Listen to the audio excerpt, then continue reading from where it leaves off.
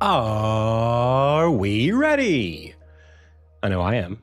So, whether or not you are, it's time for another episode of the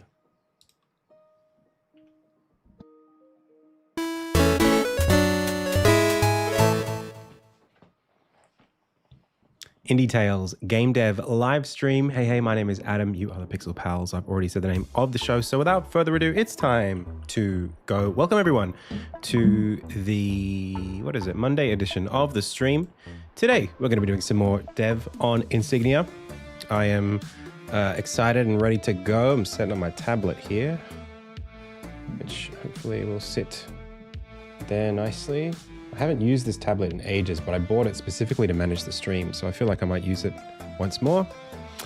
I want to say a big welcome to everybody who's here in chat. I want to say thank you to those of you who have subscribed and followed most recently.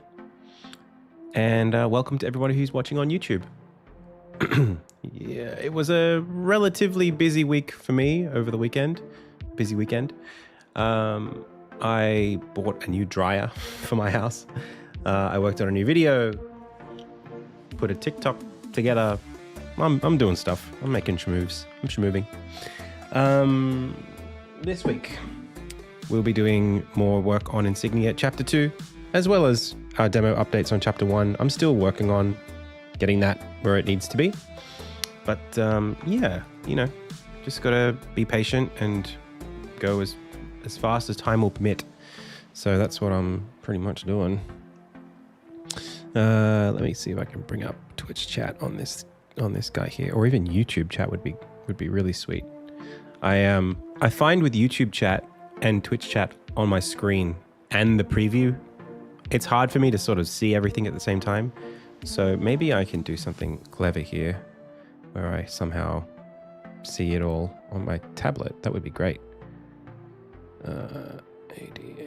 ADAMCYOUNIS. That's me.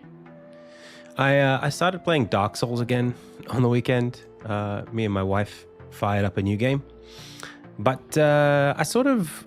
I don't think we'll play much more of it. I think she's not really taken to it, unfortunately. It's just not her thing. Which is, you know, it is what it is. You can't sort of force someone to like something. Hey, Luke Battle. Welcome. Oh, hang on. Shush you. I don't think we'll play much more of it. Hey, too loud. Cool. Yeah. Cool. Thank you so much for joining us and for saying so. It's my pleasure to make as much content for you as I can. I try really hard to just like, you know, produce as much content as I can and be valuable. So if you found it valuable, that's great. That's awesome. Makes me happy. If I can, I'm so close. If I can just press a button here and get the chat. Oh, yes. Oh, that's so good. Look at this. I got split screen chat, YouTube and Twitch on my tablet. Whoa, that's going to save me so much energy. Let's just hope that can stay there. I might see if I can grab a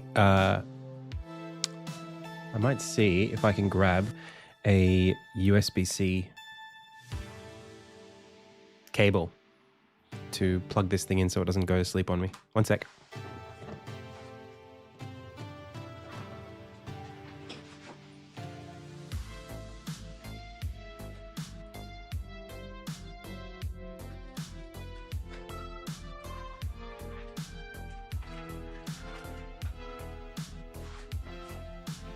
Yeah, here we go.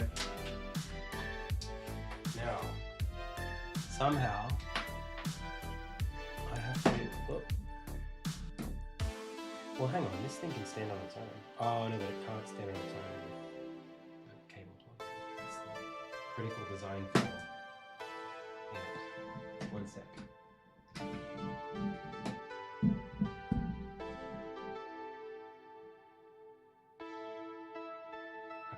That's good. And then this goes here. Oh, yes. And then, do I have a USB port here?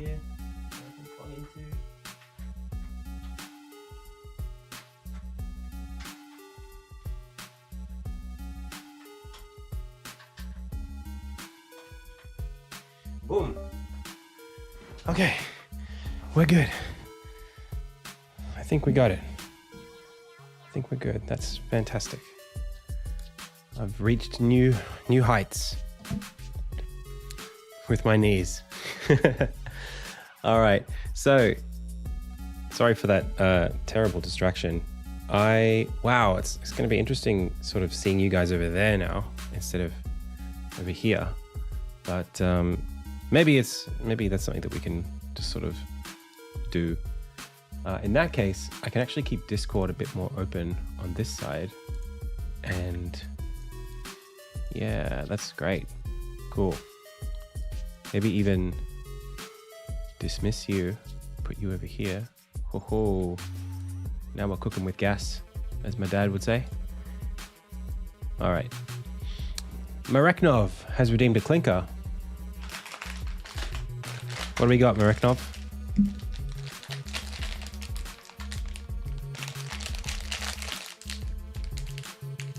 Pink. Okay. Alrighty. Let's have a look.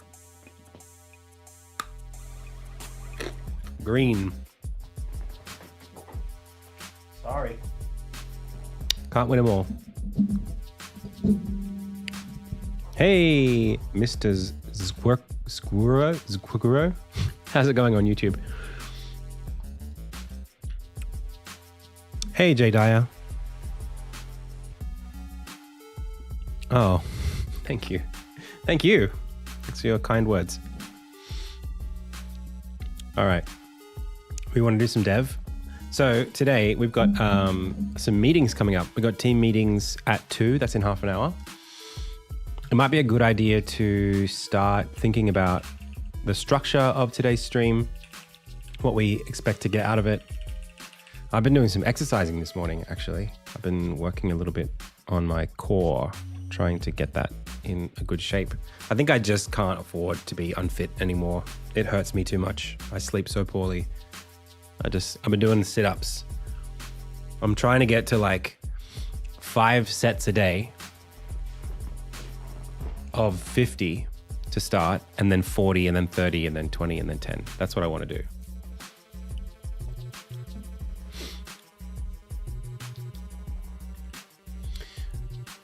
So, where are we? It's now 1:30, and we don't need this or this.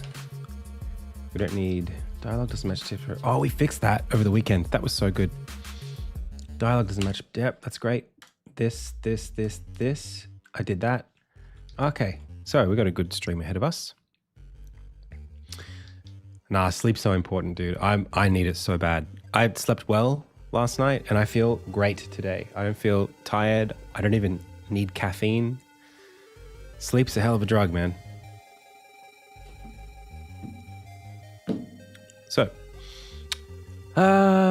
So we've got team meetings at 2.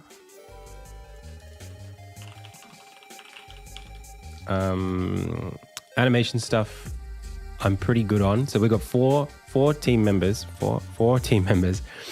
who need work. That's Luca, Morgan P, Elias, and Morgan R. And Luca, I sort of did a bit of writing down. I think we're okay. So Luca will be reviewing some animations he's been working on, and we might start with some enemy prototyping today on stream to help give some more runway to him. I think he's got some other idols he can be working on, other animations. Elias has been working on enemy sounds, so maybe he'll have some stuff for us there. We've got some feedback to check in on. We're gonna maybe do some system stuff, magic system stuff. And then I want to see if I can get him onto ship ambience, like a ship creaking and rocking and that kind of thing. Morgan R has a new environment to work on. We're doing the forest dungeon, and I've done a big brief for her. And Morgan P is working on some stuff technically for chapter 1 for the Crucibles. So I think that will give everyone something to do for the next few days. and we'll see how far they get. This, I feel like I want to give Morgan P a couple more animations. Just not 100% sure yet what those need to be. I need to just have a think about it. Today, we want to be, and then I guess I could do one for Adam too, huh? I think I want to be returning to environment design. I have a designer that I'm sort of, I want to bring him onto the project. I just don't know. It's hard to I don't think he'll have as much work as anybody else. So it doesn't need to be like a full commitment. It can be a smaller job. But I don't yet have like a clear set of environments that I'm prepared to give up. You know, it's almost like if I can delegate them, I can probably do them. So yeah, there's just like thinking about this a little bit. And then I want to be signing off. Move toward signing off aspects of the game for an upcoming playtest. So this is something like for chapter 2, I want to be doing like internal and then community and then, I don't know, probably not another public demo, but hey, J Dyer, thank you so much for the sub. I want to be at a place where, yeah, we're getting just a bit better,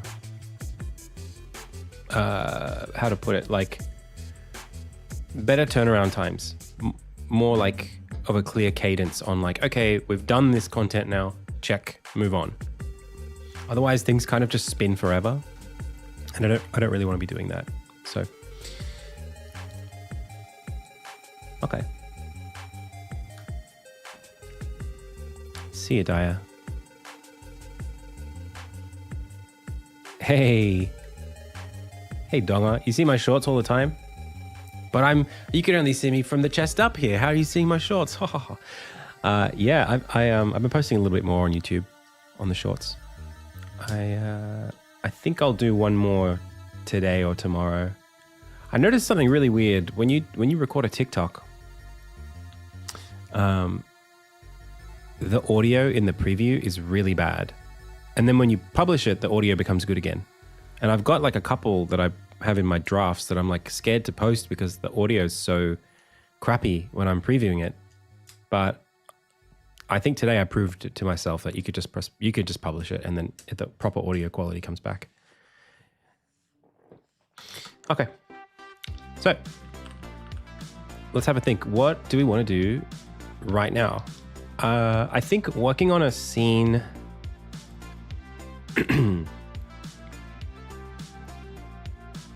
I'd really like to get, if we're doing chapter 2 stuff, I'd really like to get any audio chains to regenerate the captions. Yeah, I've heard about that. Well, I've experienced that myself last one that I did. Oh, and I forgot to do that this time for the YouTube short. I forget that I can do the captions. Yeah, next time I'll do that properly. Hey, Pio. How's it going? The strategy is, if you're a streamer, there's like a really neat little hack you can do to create shorts quickly. It's from Twitch, you can create a clip.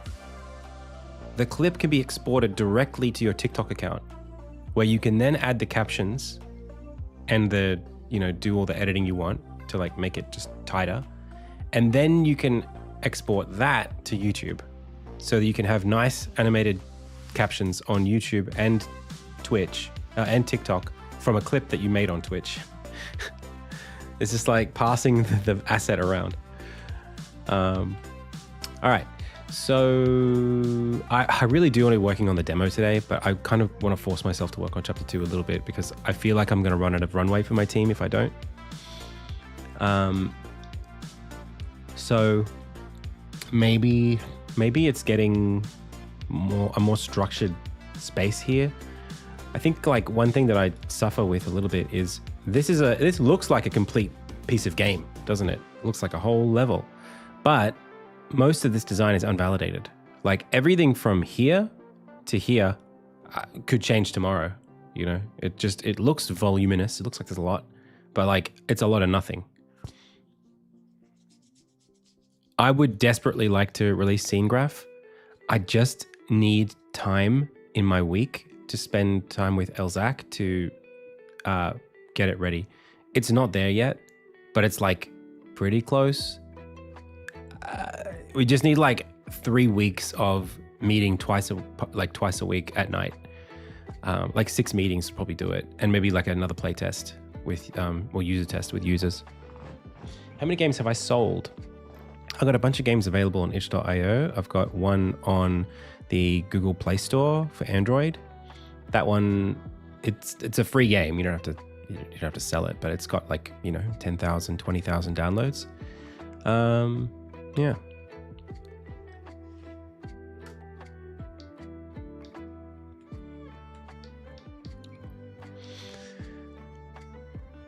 So today, I think maybe it's time to, we could do some work on the dream sequence. Oh, does that pay my bills? No, the content creation pays my bills more than anything. Like YouTube, Twitch.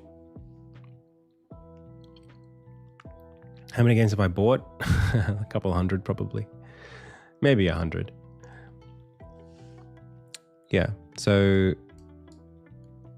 basically making content is how the money comes in, and then the game is something that I've been working on. It's like one game for like many, many years.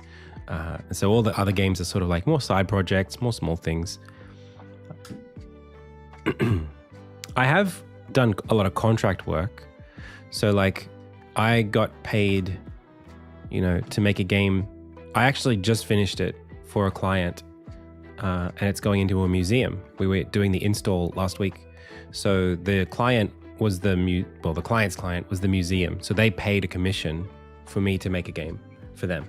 And we've delivered that. So, I mean, in a way you could say, like, I am a professional game dev in that sense, in that that's where most of my money came from this year.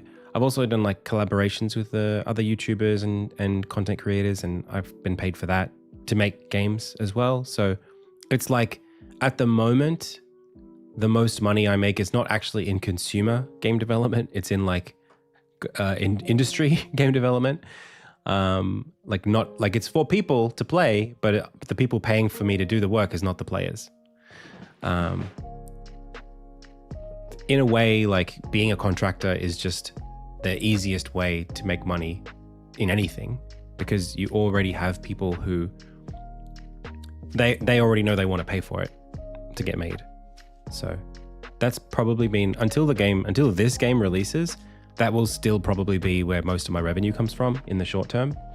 But yeah, other than content creation, obviously.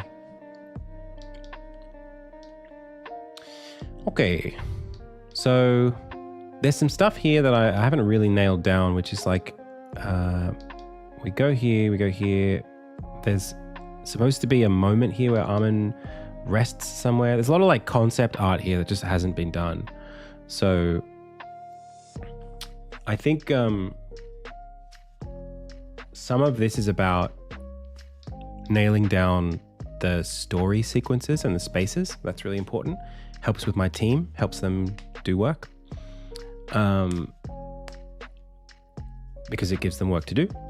And then beyond that, there's the dream sequence, which there's a lot of environment art that needs to be done.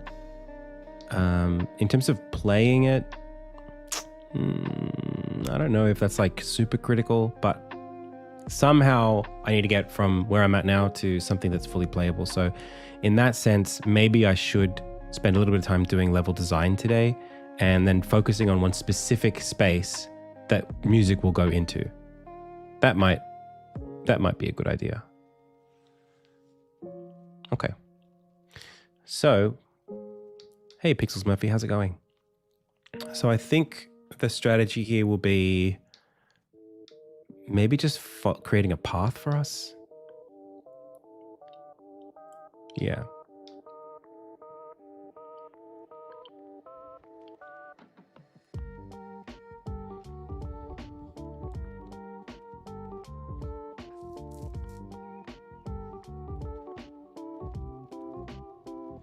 Yeah. There's something here. I'd like for Armin to be somewhere, but for him to basically fall from here to here. So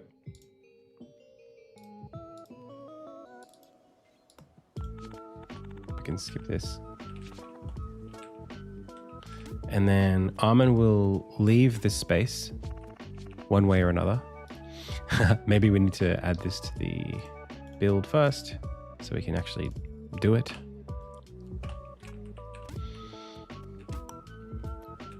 And then sort of like fall through to here. Dude, this CRT filter, I like it so much. It's so hard not to enjoy it. Like, particularly this, like down here. Like, dude, that looks so good. The like chromatic aberration and the glow on the green looks so good.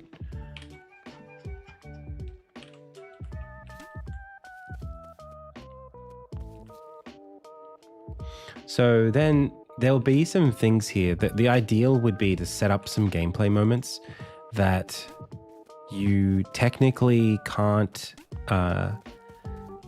what's the word? Like things you can't overcome because you don't have certain abilities yet. That would be amazing. And right now that's just not really possible. So I think it's about, that is my own tool. That's right, Kaius. So I think it's like try and make it so that this space is, yeah, I'm gonna draw this up in Figma. It's too complicated to talk about here this way. Or maybe even just Leonardo, just sketch it out first.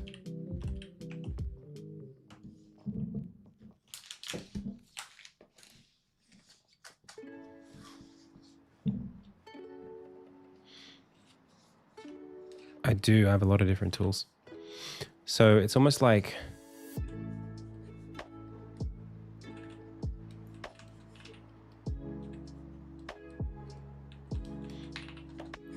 this space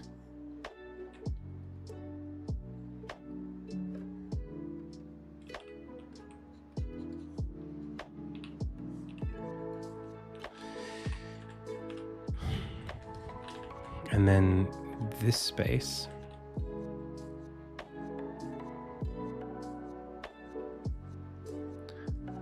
okay, there are technically 3 explorable areas in chapter 2. This is all chapter 2. This one is kind of more for chapter 5. It's kind of like supposed to be an additional area that you can't really interact with much. This is the dungeon, and this is like the main zone. So this is zone, dungeon.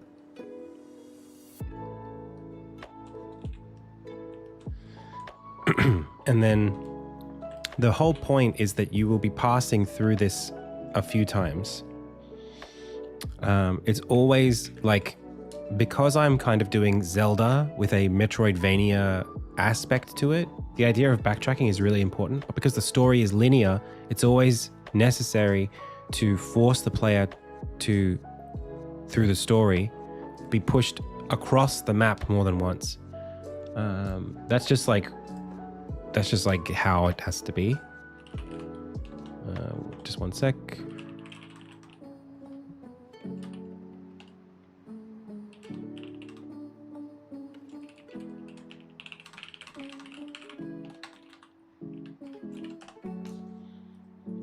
So, this is what I call the Ridgelands. This is the Chever. This is the Chever Forest.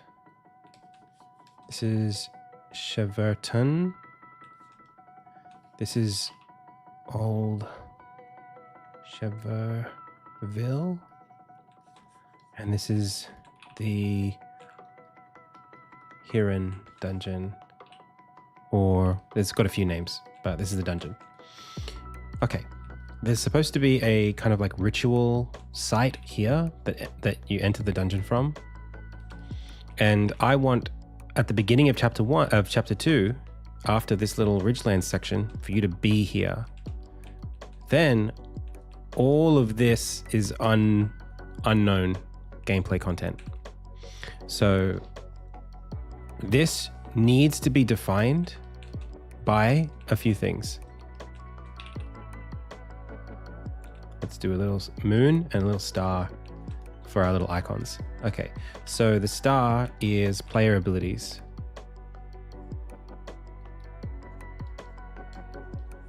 And the moon is enemies.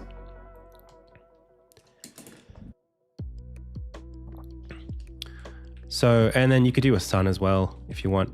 One more icon for level interactables.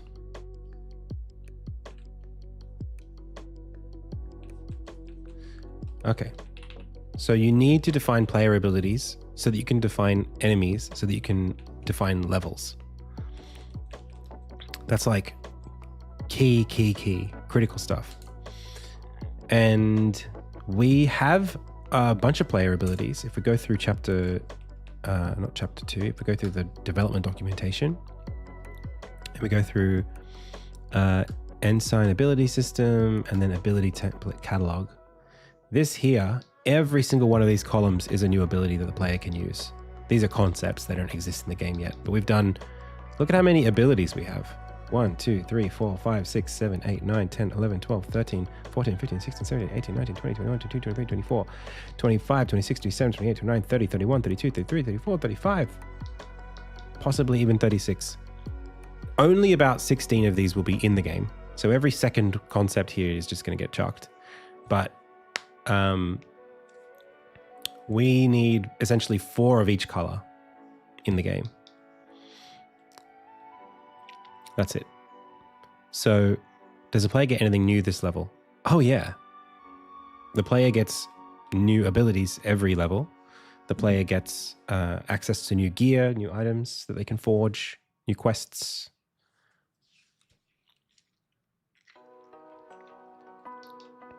So let's talk a little bit about what we want to achieve in this chapter. So in the first chapter, constructively, the ideas were basically, if I look back over here, this is how I kind of set it up. Originally, I set it up as you would get a yellow power, and then you get 3 greens, 3 reds, a blue. But I don't think that's how I want to do it. I also tried it this way as well, where the concept was that in every chapter, you'd get 2 of an ability that chapter's, like in this chapter, this is the green chapter, the red chapter, the blue chapter, that you would get 2 of the green abilities in the green chapter, 2 of the red in the red chapter, 2 of the blue in the blue chapter. The only thing is, it made it impossible to do game design because the green abilities are so fundamental that not starting with them just makes the game harder to design. And in chapter 1, I needed to have the player learn 2 of those abilities so that I can teach the player the concept of the fact that there's no overlap. You can't have 2 of the same color at the same time. That's like a core thing about how the magic system works. So, yeah, 100% Swizz. That's literally it's something slightly different to what you just described. So the idea is either you wouldn't have 2 abilities that solve the same problem. You'd have 2 abilities either in the same enemy that solve 2 different problems, right? Like this guy, you can either use his abilities to go across that way or up this way, or you would have abilities that solve similar problems, but that force you to do something different. I think with any choice, there has to be trade-offs. Hey, Saravati, 15 streams. Let's go. So if the two things do the exact same thing, then that actually kind of devalues the diversity of them. Like it means that they're not really different. So if they're different, if they're appreciably different, that's really good. That's what I'm always looking for. So that's why, like in chapter 1, you have like ascend and you have scale. They both go up, but one only goes up walls and the other one goes up empty air. So sometimes you need to scale a wall, sometimes you need to go through the air, and you have to swap the abilities in the last section of chapter 1 in order to do that. So trying to showcase that diversity there. So in chapter 2, there's a few things that we can sort of define, which are pretty straightforward.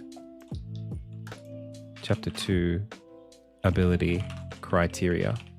The first is that 1, we need a yellow one. Absolutely, unequivocally, undoubtedly, we need a yellow ability. That's just the way that it is right now.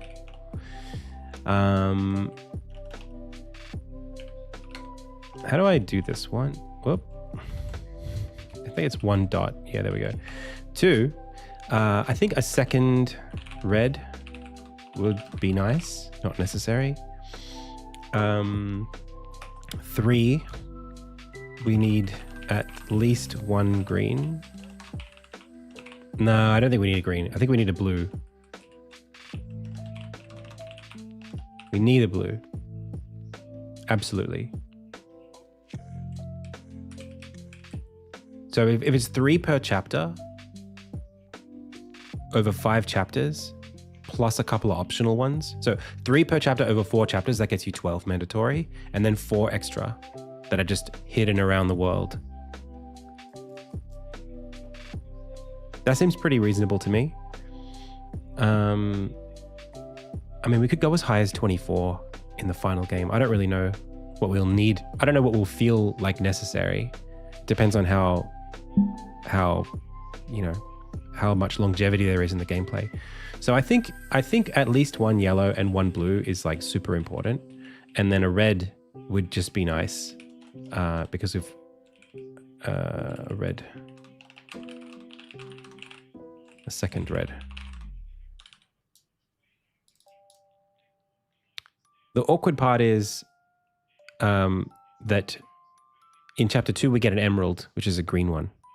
So it's kind of like, and I know what that green one's going to be too.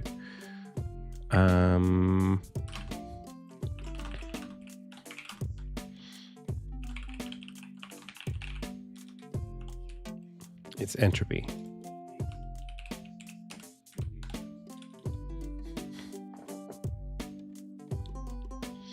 Now, entropy actually might have changed to yellow recently.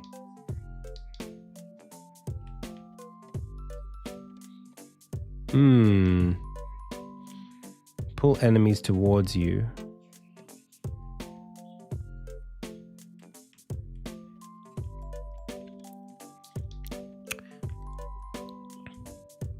Oh no.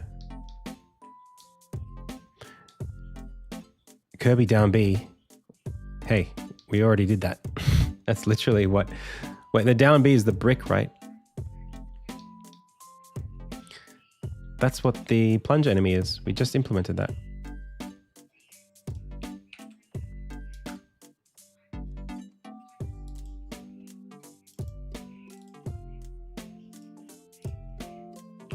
Look.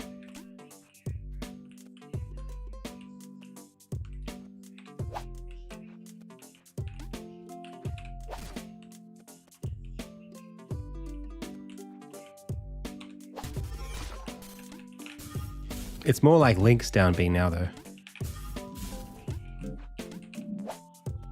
Or down A, I guess.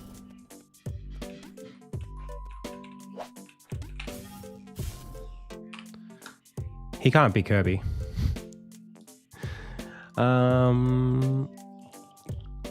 Crispy, by the way, says, Adam C. Eunice, I started my game dev project 3 months ago and it's getting there slowly. I started to learn art, but my art still looks terrible. Would you recommend progressing further in the game until the art is ready, is really needed, or focus more of my time on learning to get better with art? If you're committing 100% to doing the art, then I would say it's nice to just have an idea about what your art requirements will be for the code. So like if you have a specific resolution you're trying to work towards, or like my game needs to be 320 by 180 or whatever because I want it to look like Celeste, or I need my game art to look like this level of quality and I want to do this stuff with lighting. Like there are certain requirements there that will affect how you design the mechanics of the game or systems for the game that relate to the art.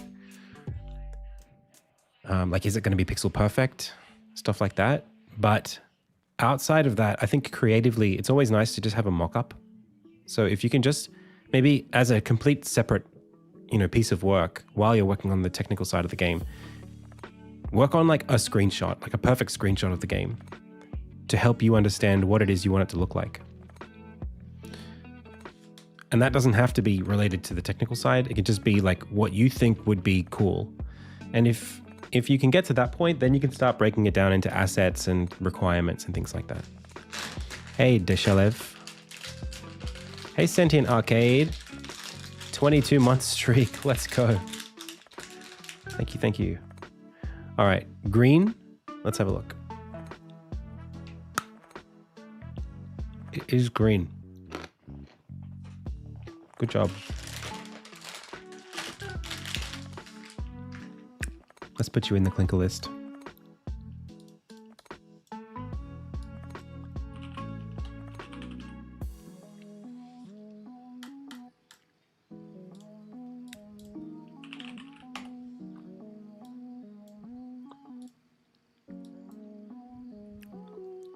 Oh, Swizz, are you able to do that?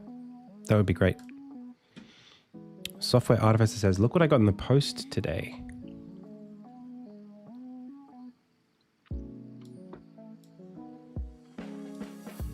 Let me have a look.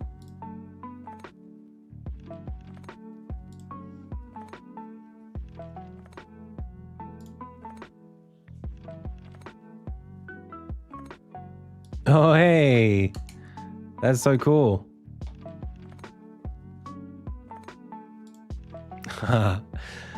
I have these too.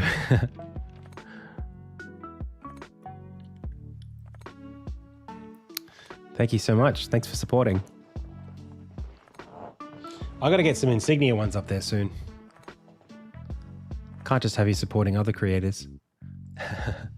What the heck? Dude, what is post image doing here?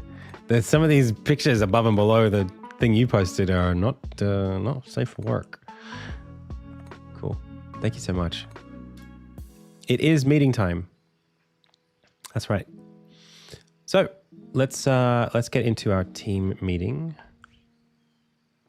This is team show and tell. Did that save? It did. Okay.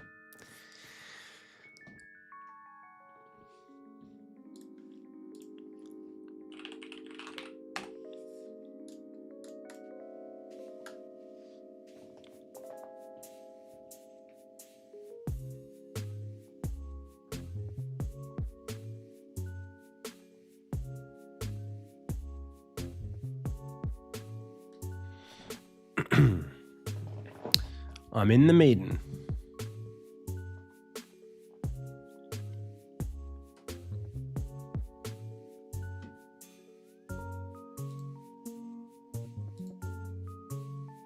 Hello. Hello. Hey. Hello. Hello. We've got Luca. We've got Morgan Animator in. We're waiting for Elias. Oh, here he is. Hey, Elias. Hello. Might see if I can turn down the audio and boost you guys.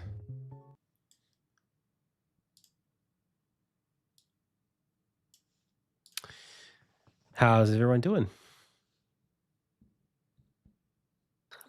Doing okay. How about yourself? Yeah. Good. I'm just using you guys as an audio test right now. Oh, I see. I'm doing well. I think you're all sounding pretty good. We're just Cool. waiting on one more Morgan. One Morgan.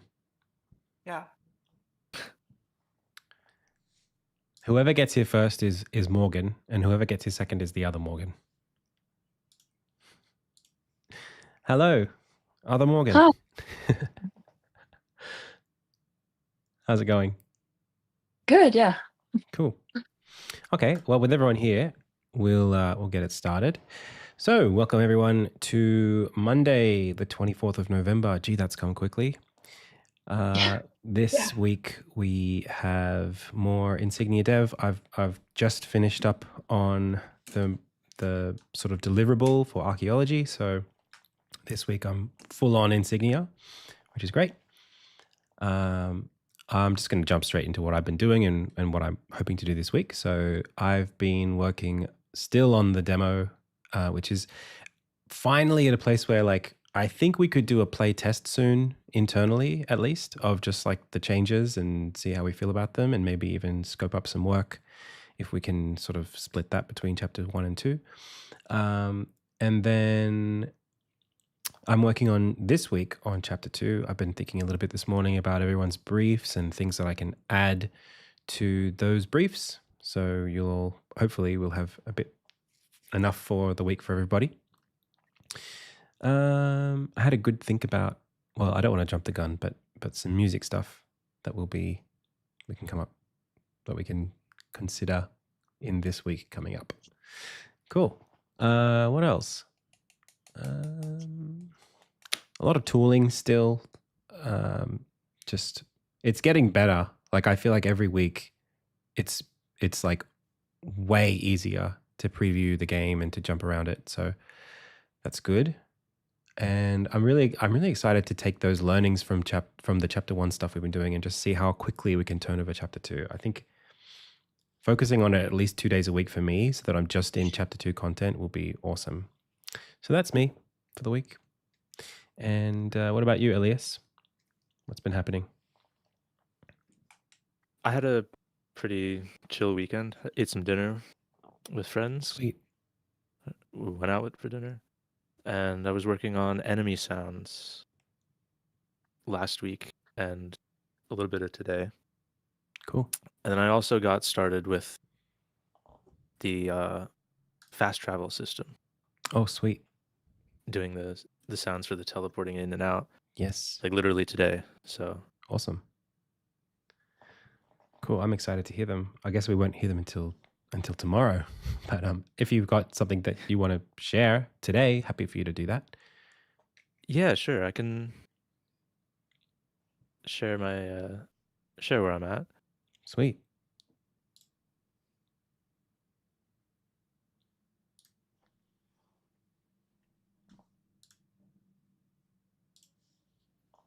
I think, is that showing up?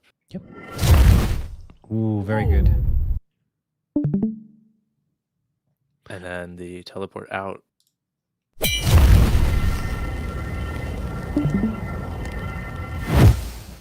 Nice. I really like Yes. that ringing sound. Yeah, that's really nice. Yeah, it's sweet. Oh, the ensign. Yeah. Yeah, we'll swap that out for the different colors. Mm-hmm. Awesome. Yeah, that's looking so good. I can't wait to just. Is it like able to be dropped into the game? I mean, like into the. Can you push it on Git? No, this is just a Okay. screen recording. Yeah. Cool. But yeah, it will be soon. So far, so great. Okay. Well, for this week, I guess I could. How do we want to do this? Do I usually give you guys specific things to work on in this meeting? I can't remember now. Or is that in the week? In the other meetings, we do that. I I don't know. think that it's we've- normally in the other meetings. Yeah. Sorry, I'm just like losing track of what I'm doing. Yeah, I think so. I think like because after this we'll have the animation team and I'll be delegating there to them. And so tomorrow we can do sound. If anyone is particularly stuck on something, maybe after the meeting, you could just let me know in Discord, and I can point you towards something if it's urgent. But yeah, all good for today. We'll just do show and tell. Cool. Well, thanks, Elias. Have you got anything else that happens to be in the pipeline? I guess you did a lot of work on the enemy sounds for Yeah, everyone. I have a bunch of those Mhm. that because we talked about like a proof of concept for more species. Yeah, So I have a bunch of those, but I didn't have time to like export all of them. that's okay. So what I'll do is like after this, I'll put them in Figma in a big Cool. grid.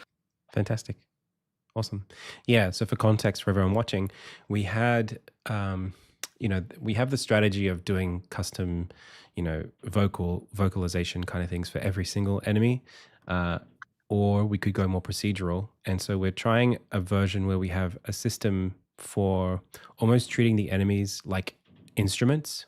And so the sound, like hurt sound or like, attacking or shocked or whatever, might be more reusable, and then you swap in the kind of like voice for each of the enemies, and maybe we would do like stratify them out by having like large enemy versus medium enemy versus small enemy, and then rather than having to just create a new sound for every version of every sound for every enemy, it's just the voice of the enemy being put over the like intonation. yeah. Cool. Yeah, I'm excited to see how that's going to go. I think it's a cool strategy, and if it works, I'll be super happy about it. Yeah. Okay. So how about moving on to Luca with animation? How have you been? What have you been up to? And have you got anything to share with us?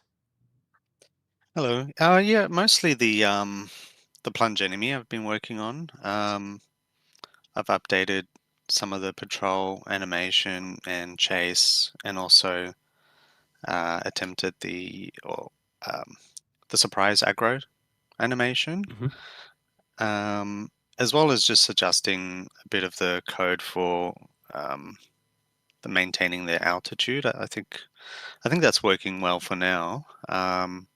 Let me just get that up one sec.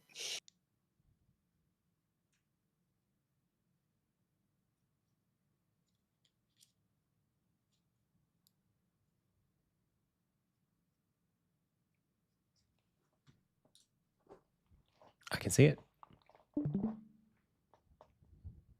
Oh yeah.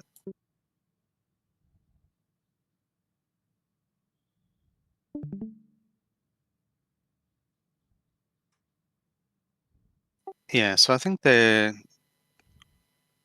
maintaining altitude now without that jitter that they had before. There might still be some fighting between like the patrol line. I'll probably have to go through that with you because I'm not sure where I can edit that. Because I tend to still want to go down a bit, which I don't know, it doesn't look terrible, but it's not really. I guess that wasn't really my intention. Yeah. It's looking These are good. really cool. I love the steam Yeah. coming out when they land. I really like Oh, yeah. the little jitter animation when it hits the ground. If you want to just make it chase you, the sort of like bite, I love that. Oh yeah. That feels so good. Thanks. Yeah. It looks a bit better in the like the proper tile set with the slight 2.5D. Yeah. But yeah, I think it looks good. Oh, that's great. And sometimes they stack on top of each other. They don't like. So, which is interesting. Potential maybe for additional mechanic. Maybe, yeah.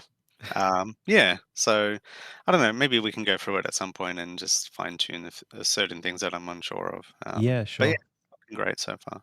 Cool. Are you comfortable prototyping out like the animation for like turning over? Oh, the one that comes towards us. Yeah, like Yeah. before it dives down. Cool. Yeah, I could do that. Okay. Even you if do it's that. just the like the general shape of it. Yeah. And then I can run it by you. Mhm. Yeah, sounds good. Perfect. Yeah, it's looking great. Thanks. Sweet. And What about you, Morgan Animator? What you been working on? I've got a couple of things to show. Just little things. Mhm. It's let me share. Because oops. Yep, I got you. You wanted me to have a look at getting Gallier to slam both of his fists? Yeah. So I've got that one. Mm-hmm. And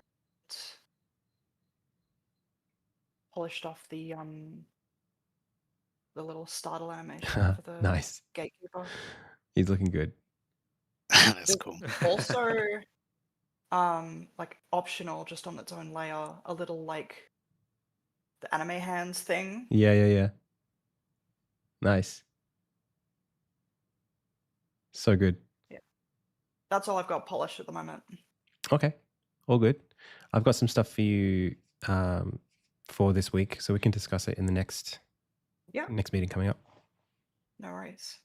Cool. And how was your weekend? I didn't ask you directly, but Good. All Really good? busy. I spent pretty much the entire time out of the house. right. Awesome. That can be a good thing. Yeah, went and did a pride run. Sweet. Got sunburnt.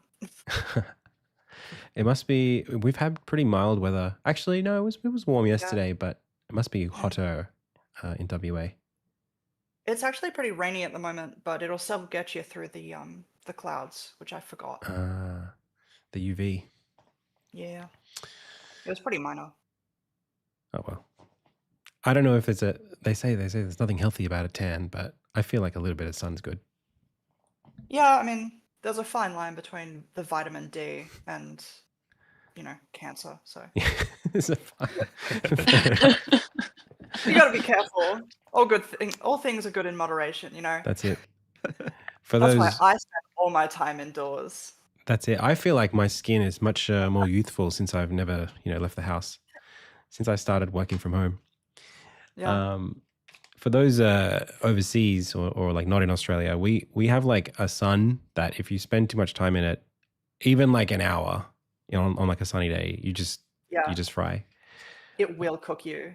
Yeah, and it's not even necessarily like a heat thing. It's just like the UV is so strong. So, Morgan Composer, what have you been up to?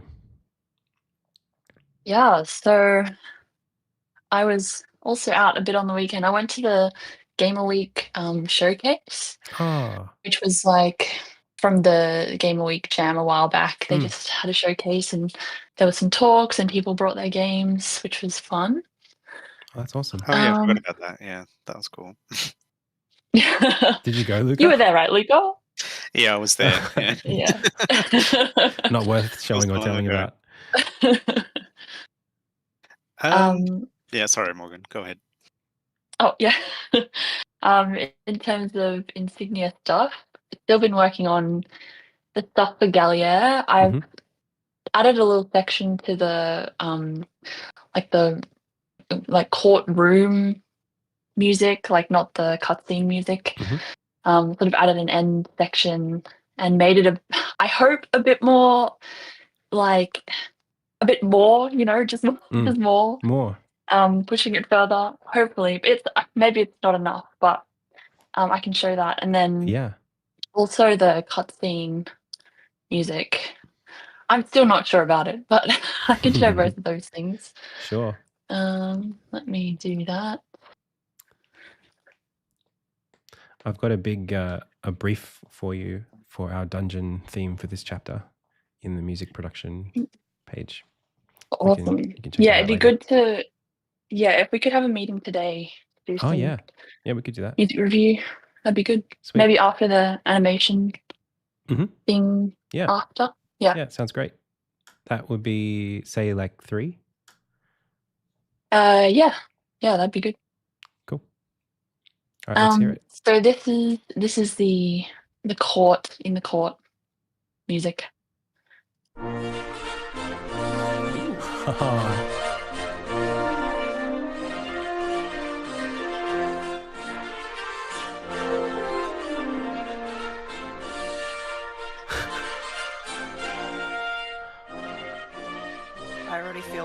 sure to be wherever this is.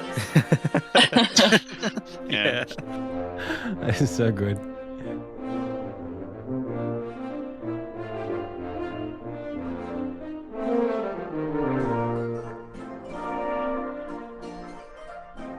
Oh,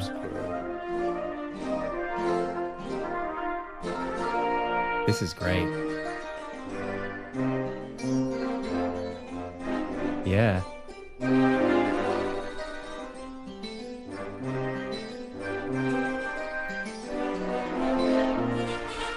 Nice. Yeah, that's the loop point. There's a bit of issues with balance and just the instruments and stuff, but the main ideas are there. Yeah. The ideas are coming together really well. There was a moment in that 33 to 37 mark that I thought was really interesting, that kind of almost, because it's very anthemic at the moment, that throughout it's very like proud and bold, which is fantastic. And then there's something there that I quite like too, where it gets a bit more harpsichordy and a bit more, I don't know, maybe I was just imagining, I have to hear it again, but yeah, it just kind of felt like there was another set of ideas in there that could be unpacked a bit further. Yeah, that was sort of the section that I added. And then I sort of made the rhythm of it, or da da da da da, in this section, which I think helps with the pushing it further. Yeah, it's great. So yeah, we can probably talk about that later. And then this, I'm hoping, I think this is the right one. I'll just play the cutscene and then see if the right music's in there. All right. Can you hear that? Yep.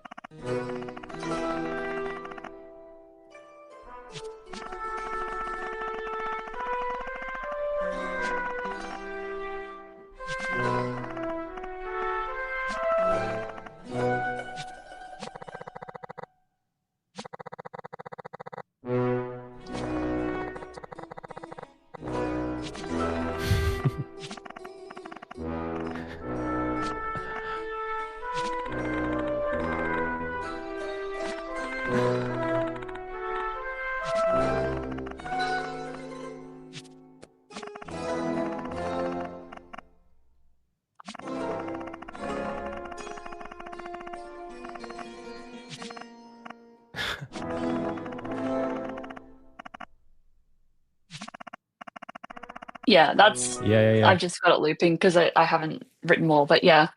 Very nice. I think we're getting there for sure. Cool. Yeah, I can feel it. And is that was all just played straight? Like it wasn't, was that jumping? Yeah, that was just straight up. I think it was this one. Yeah, straight through. Yeah. I feel like our suspicions were semi-confirmed there of like, if you just play it will kind of line up. There was like maybe a moment where I feel like when Armin walked on screen that like maybe we could force a specific parameter or event right there. But for the most part, I thought that was great.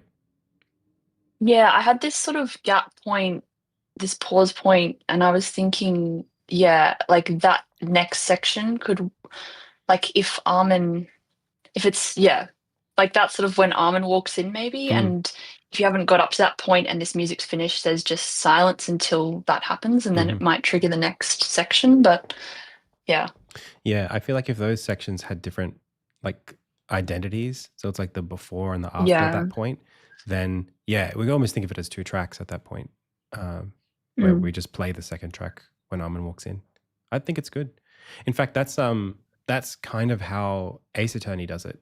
They'll have like something playing, and then there'll be like a strike of the gavel kind of thing, and everything will go hushed, and then a bit later there'll be a bit more talking, complete silence, and then someone will say like objection, and then like the next track will start as the mood shifts in the room. So we're almost kind of touching on something like that here, which is great. Yeah, cool. So exciting. That's all I had. It's all good. That's plenty. Well, thanks everyone. I'll be catching up with each of you throughout the week, and we can keep on keeping on. Cool. Thanks, guys. Cool. Thanks, guys. All right. Good. All right. I'll see you all in a little bit. Bye. Do we have an animation thing after this? We do, yeah. We got one right now. Okay, cool. Cool. Okay. So let's just stay on the line for animation team. Okay, so I guess I don't know if I've shared with you, well, we've spoken already as of last week, Morgan, about the Armin animations that I wanted you to tackle this week. So I can hand over, like maybe straight after this meeting or whenever, Armin's the sliding animation. Yeah. There was one more as well. Let me see if I can just.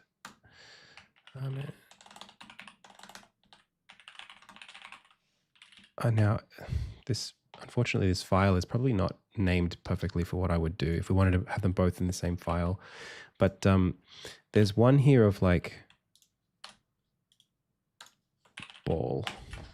So the idea is he's kind of like, I don't know if you've played any of the Metroid games, but I have.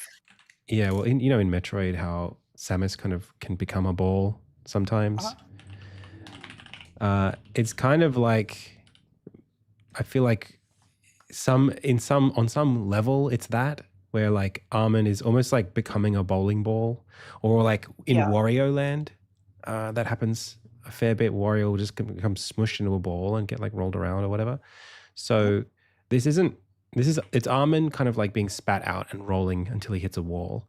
And rather than it being like physically seeing a character, and drawing their limbs and trying to make them like, we could do it as cartwheels, but the other way would be to have him just be like we did with the hedgehog, like a kind of like almond shaped smear of stuff. Just his colors. Yeah, his colors. That's right. I got you. Yeah. I think that would be appropriate here. I think we could do that. So would you prefer for me to kind of like just lead you on that, or do you want to just take a swing at it whenever you're, taking what's here and then working from there? Yeah, I'd be happy to have a crack at that. Cool.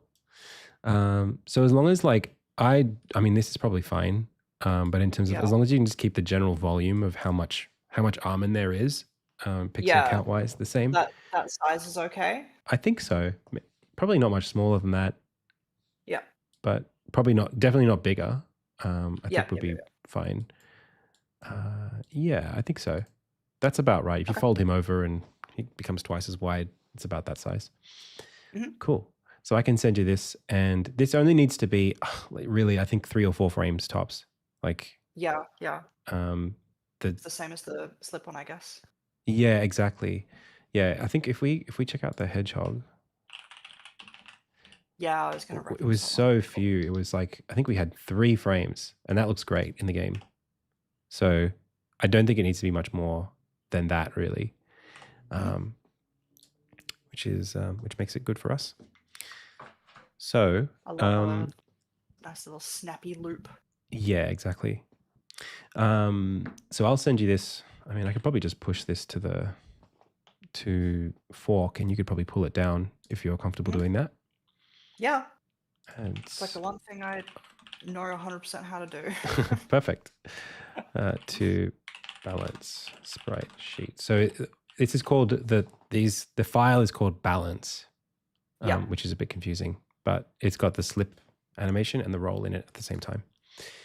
So I'll push that right now, and then you can grab it. Yeah. Beyond that, I guess we could take a little closer look at the animations that you shared with us a bit earlier, and I could give feedback if you want, or I can do that separately, like offline, if that's more comfortable. I really don't mind. Okay, cool. Do you want to bring up Gallier? Those. Okay.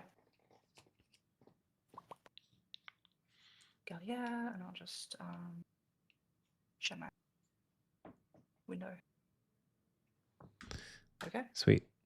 So I would love on this fist slam for right now, you have the water kind of, it's like the fist is moving faster than the water, so that the wine is taking longer to land back in the cup. Instead, I would love if we could have it where the water keeps up with the cup, but on the slam, it sprays upwards. So kind of almost just like taking those frames and pushing them to after. Okay. So it's more like a hang on, no one can see that on my stream. So it's more like a the impact, the like equal and opposite Yeah, I force think of I the was impact plays back up, and then like Yeah. it mostly kind of like lands back in the cup. And Yeah. then like happy for you to go a little bit more like a little bit sillier with how much volume there is. Like you could have more liquid than there is right now in Okay. your smear. So it's not like doesn't need too much, but have fun with it. Like it's not far. Okay, And cool. then you shared the gatekeeper as well. Was that the other one? Yes. Cool. So can I see hand ring? Yeah, I'd love a bit more motion in the cape on this I one. just remembered you asked something like that last time. I'll Yep. jot that down. Just like as those elbows, just like a little, maybe even a little bit of like, I'm wondering if we should incorporate the breathe with this, but in any case, if the hands are ringing over, I'd love for the elbows to kind of have make the cloak kind of jostle a little bit Yeah, I and watch agree. that energy flow down the cloak. And Yeah. then on our taking a back frame, if we could go through really slowly, sort of from one and then just step forward. Yeah, I think the cloak there could be a little bit more as well. I think you could just push it a little bit further. It's not bad. I could give you some specific guidance if it's helpful on like how I would want it kind of flaring out. Yeah, sure. And I think it's looking good. I don't think it needs much. Maybe, yeah. There might come a time post delivery where I just like tweak it a little bit. I hope that's okay. Yeah, But of course. it's so minor that it wouldn't be worth sort of going back and forth. Just little things. Cool. Okay.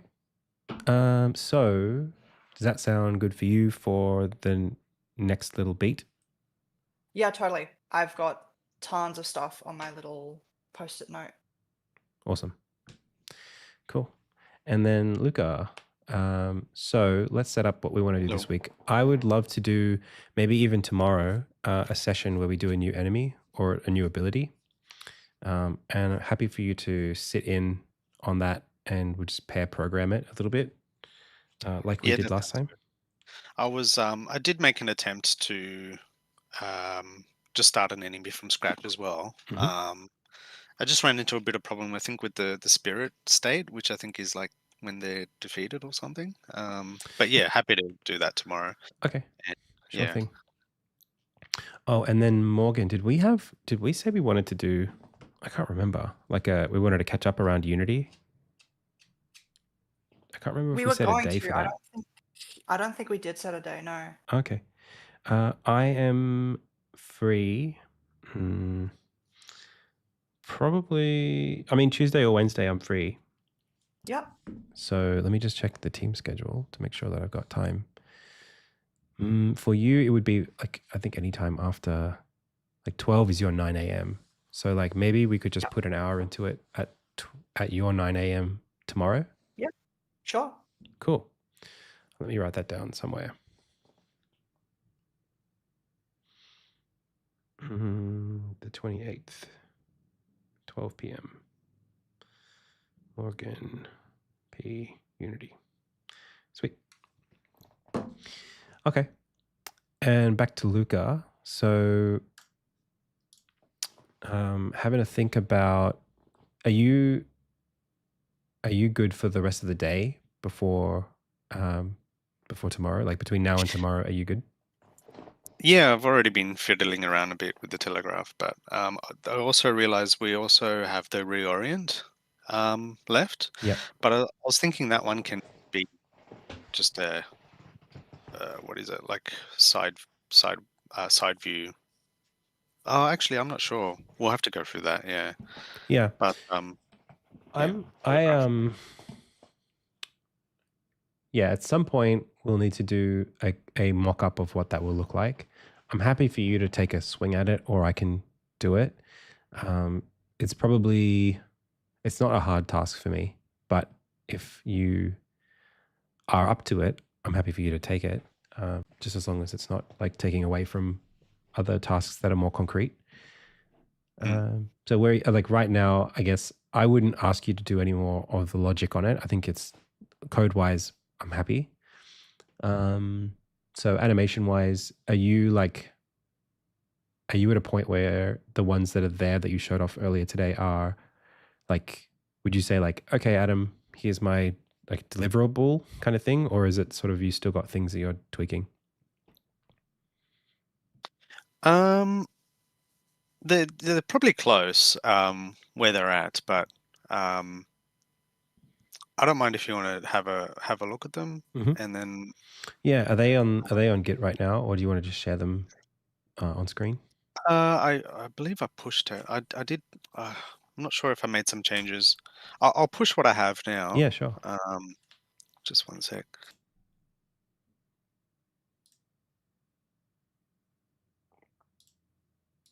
I think this will be on the design branch, right? Yeah.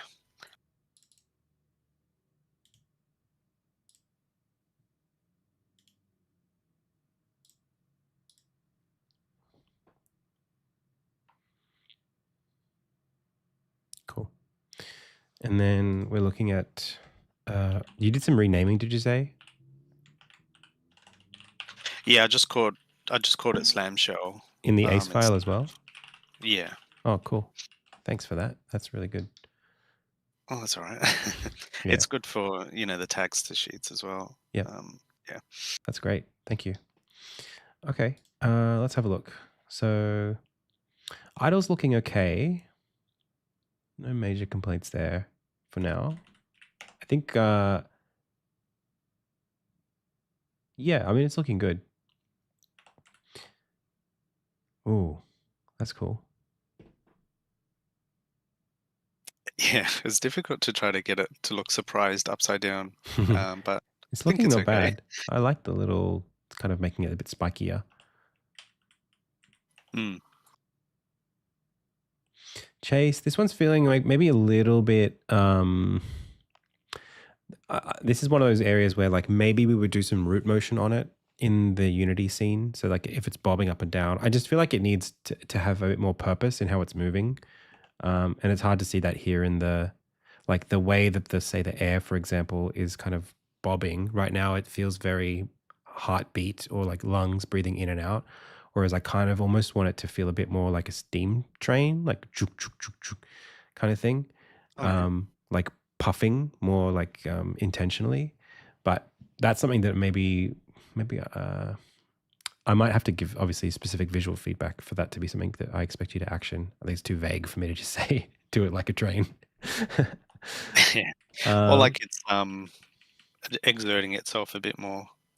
Yeah, like it's having to like, when people run, their breathing's like more like so just like I guess a bit more seeing the rhythms of the beat, the breathing be more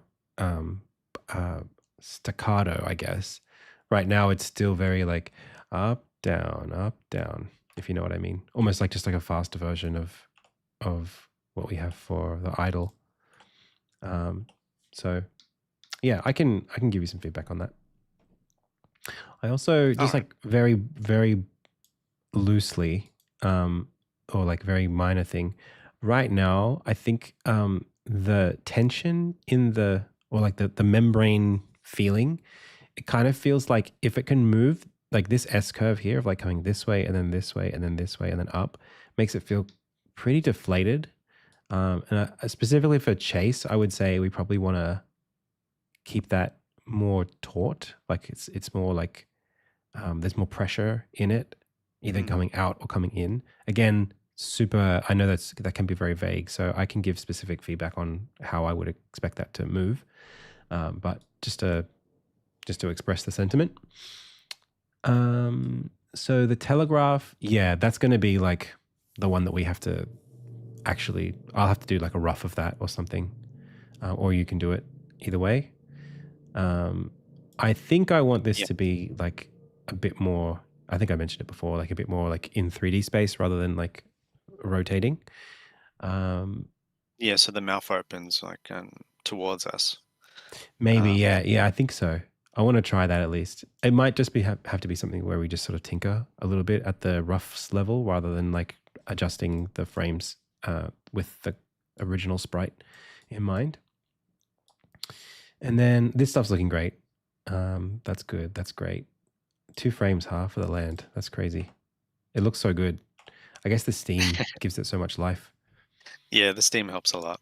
Yeah. I figured we could use the particle system for the airflow. Mm-hmm. And then the reorient is just, the inverse of telegraph. So it's just, it won't be the exact same frames flipped, but it'll be the same concept of like, how do we turn this thing over in space that makes it look good? Okay. So how have I given you anything actionable between now and tomorrow?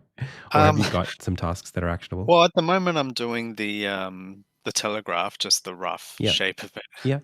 So I can keep working on that. Yeah. Sure thing. And I can leave the coding for now. Yep. Yeah. We can get we can leave that for tomorrow. Yep. I think the last like 10% of this enemy, the polish, will be something that I might want to get a bit hands-on on, just because there's so much to its identity and how it moves that, I think I might just want to put my mark on it. But happy to, I think, and in the name of like what I mentioned last week of like getting volume of enemies out before we start refining, I think it'd be good to just move on to something different completely rather than just have us try to like polish on this guy. Yeah, that's right. There's just a couple of minor things like where Armin's attacks get deflected off of it. Mm-hmm. Yeah, but we can go through that. Yep. I'll make a note of stuff. Oh yeah, please. That I need help on. Yeah. Perfect. Okay, you two. I think that sounds good for me for now. Otherwise, we're all good. All right. Thanks, Adam. And thanks, Morgan. Sweet. Okay. Thanks, you two. Have a good week so far. Well, Alrighty. Have a good week until next time. Yeah. See ya. I'll see you tomorrow. See you tomorrow. Bye. Bye. Okay. 1 sec.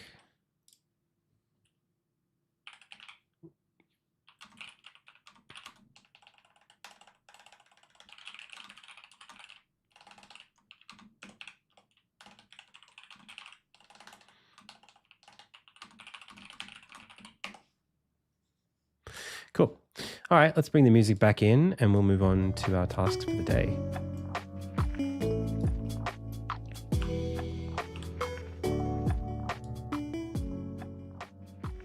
So, what are we working on now? We're working on chapter 2.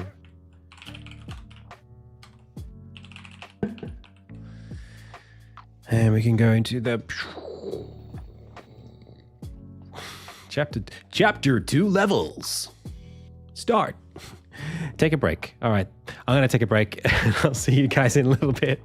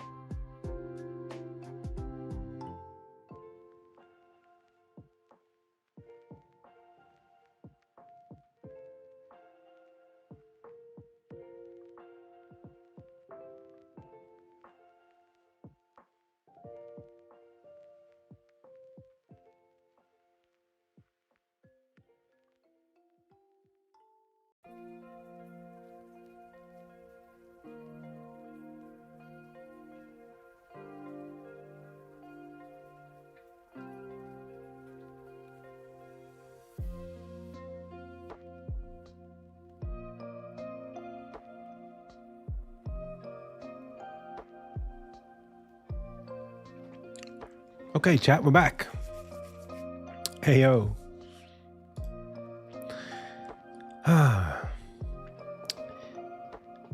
Okie dokie.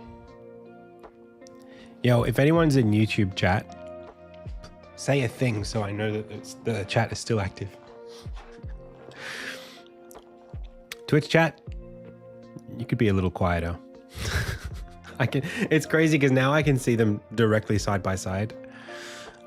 You can't see me live on YouTube. I'm live on YouTube in a different channel. I'm on the Indie Tales live channel, which I don't really promote that much. I probably should do a lot better job of doing that. Not on my Adam C. Eunice channel.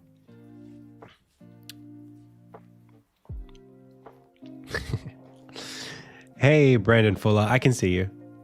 Cool, that works.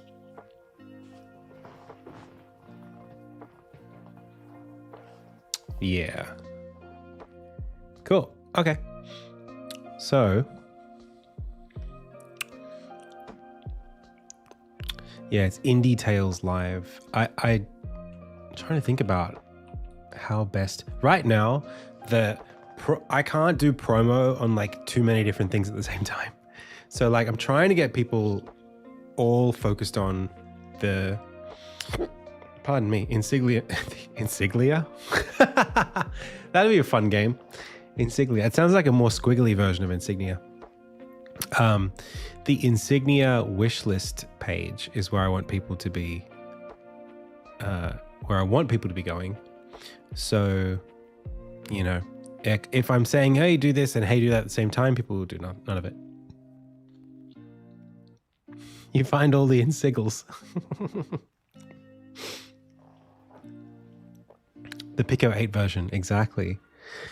Okay, so we have the rest of the day to do stuff. I got to close all of this because I'm not supposed to be here in this branch. Whoops. Let's go back over to development. Discard all the changes. And we should be good. Put all of your links on your Insignia Steam page, so directing users to wishlist and checkout would be fine. There is a case to be made for like sending all the people everywhere. I had not thought about return linking from Steam back to the YouTube channel. I don't think that it's like impossible, but I do wonder if it might like, what's the word? If Steam is supposed to be the bottom of a funnel, if you create a new funnel off of the bottom of one funnel, does that then? Yeah, I don't know how it works. I think we'd have to just look into that.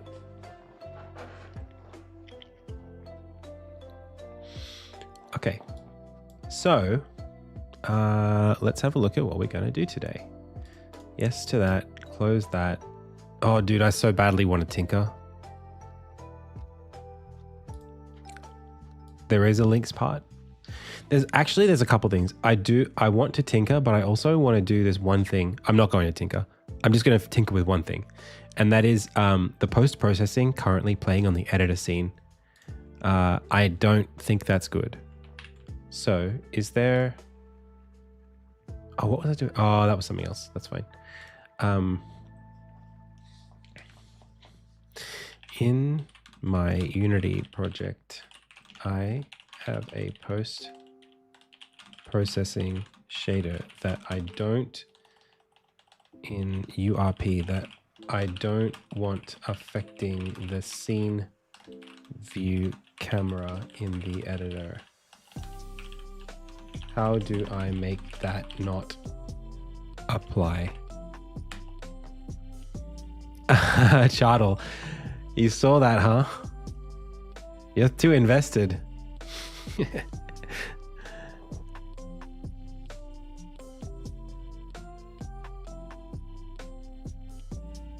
What is this?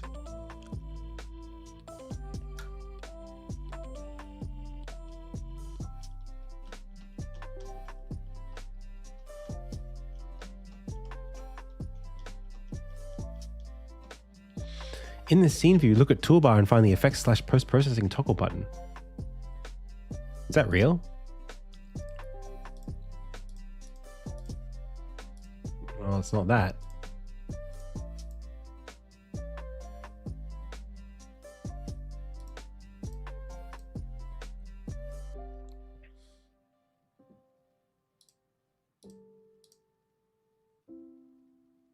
I mean, there is no post-processing. How does it... Is it just guessing that that exists or doesn't exist? Or is it this? Post-processing off. That's still there, though.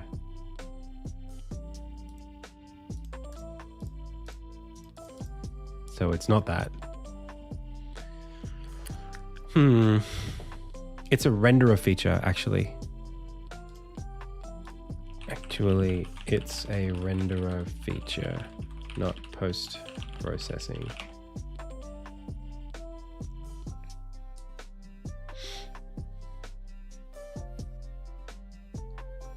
Wait, is it a renderer feature? I actually don't know. Let's go check it out.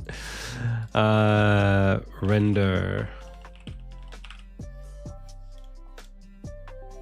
Post-processing. It's not that. It's a 2D renderer data. It's a renderer feature called CRT. It's the full screen pass renderer feature. Full screen pass. But that's not a real thing, right? That's not a script that I've written. That's just...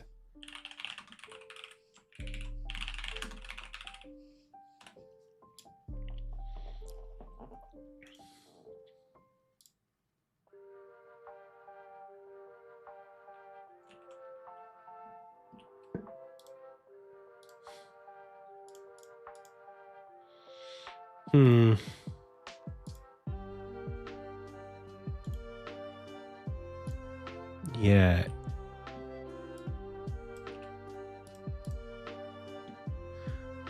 Let's go one more time. Actually, it's part of Unity's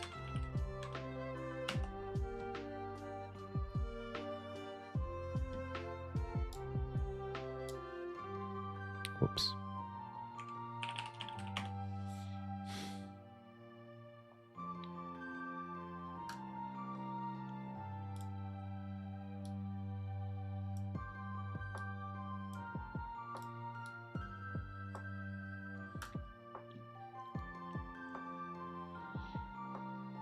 I don't think I want to be that large on my screen right now. Okay, where am I looking? What are we doing? For Unity's built-in full-screen render pass, you can control when it renders injections in its settings. In your renderer features and list, look for the pass injection point or requirements section. There should be an injection point drop-down. I don't think that there is one, to be honest with you. There is one. Okay. And then... requirements, filter settings.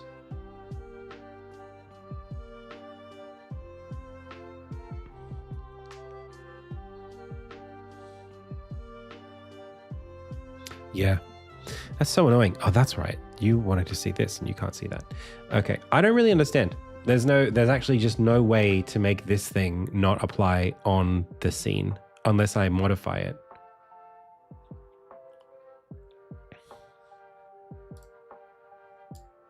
Like I can turn it off, but I can't turn it off just for the scene view. How awkward is that? I'm gonna deal with this split screen scanline effect.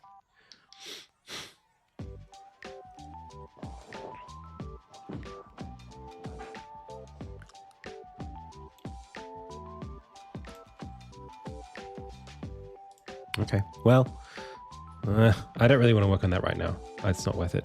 So I don't want to go digging around for stuff that I don't know what I'm going to get out of it. So let's put this here. Let's put that there. Let's put this here. And let's just come back to what we were doing just before we started our meetings. We were looking at Chapter 2, ability criteria. That's more fun and more practical. So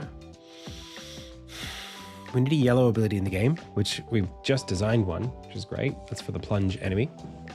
We also need a blue ability, which is like a defensive ability. We have designed a couple of those. And then another red. And then this entropy ability is another one that's super...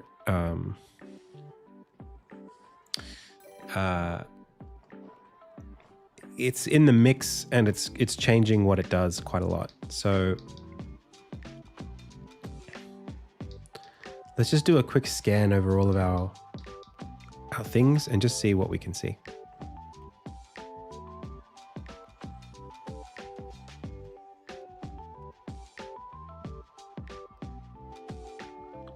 Okay. So the green ability in chapter 2, because it comes with our emerald that we collect and we encrust into the sword, those abilities have been, they're like abilities that I expect to affect enemies. So most abilities affect Armin, but the crystal abilities affect enemies. And so this one, I think either will fling enemies into the air like a launcher, or it'll pull enemies out of the air downwards. I think it makes sense for that downwards pull to be a yellow ability, and for the green ability to throw enemies into the air.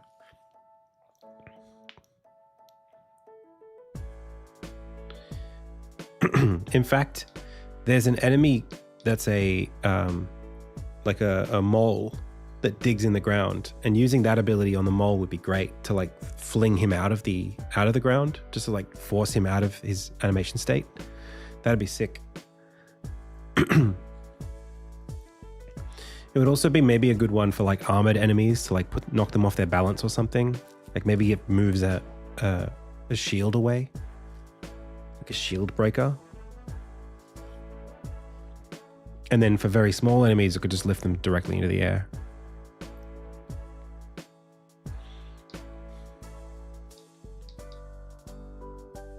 I think that's pretty reasonable. The hard part is going to be how we telegraph to the player that an ability is usable against an enemy.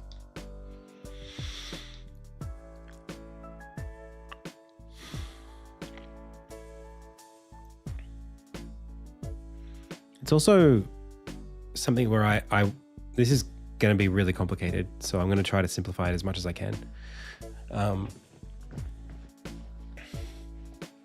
Originally, there still is a principle in the game of this equal and opposite exchange, where, if an enemy attacks you, upwards, you spike downwards on them, and then you get their upwards ability. It could be that the enemy abilities bring enemies in the opposite direction. So the green ability pulls enemies down to the ground. I feel like that's too complicated. I feel like expressing energy should do the direction of the ability. So whether it's the enemy being expressed upon or the player, it sends them up if it's green. That's better. Okay. So,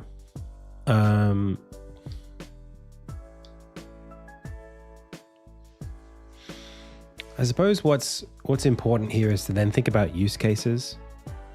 So, you can attack things in an upward direction in the game as a thing that you can do. Oh, yeah, actually. I just realized that I set up a meeting for like right now with Morgan, our composer. Let's do that. And then we'll come back to this conversation.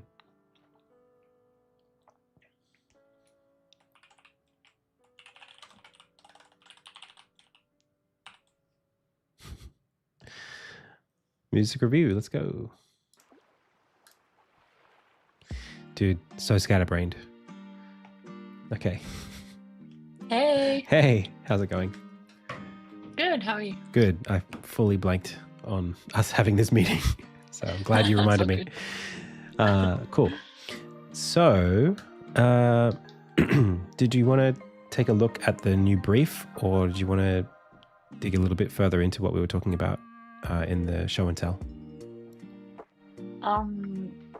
Yeah, probably a bit of both. I had a little look at the brief you wrote up. Yep. I haven't listened to the references at the bottom yet, but I sort of read through everything above.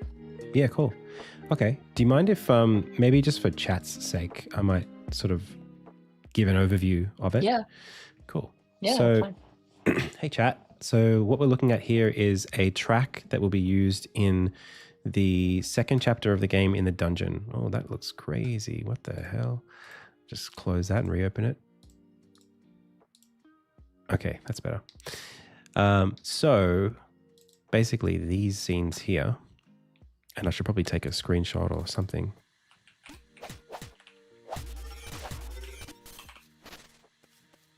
Maybe I'll take one right here.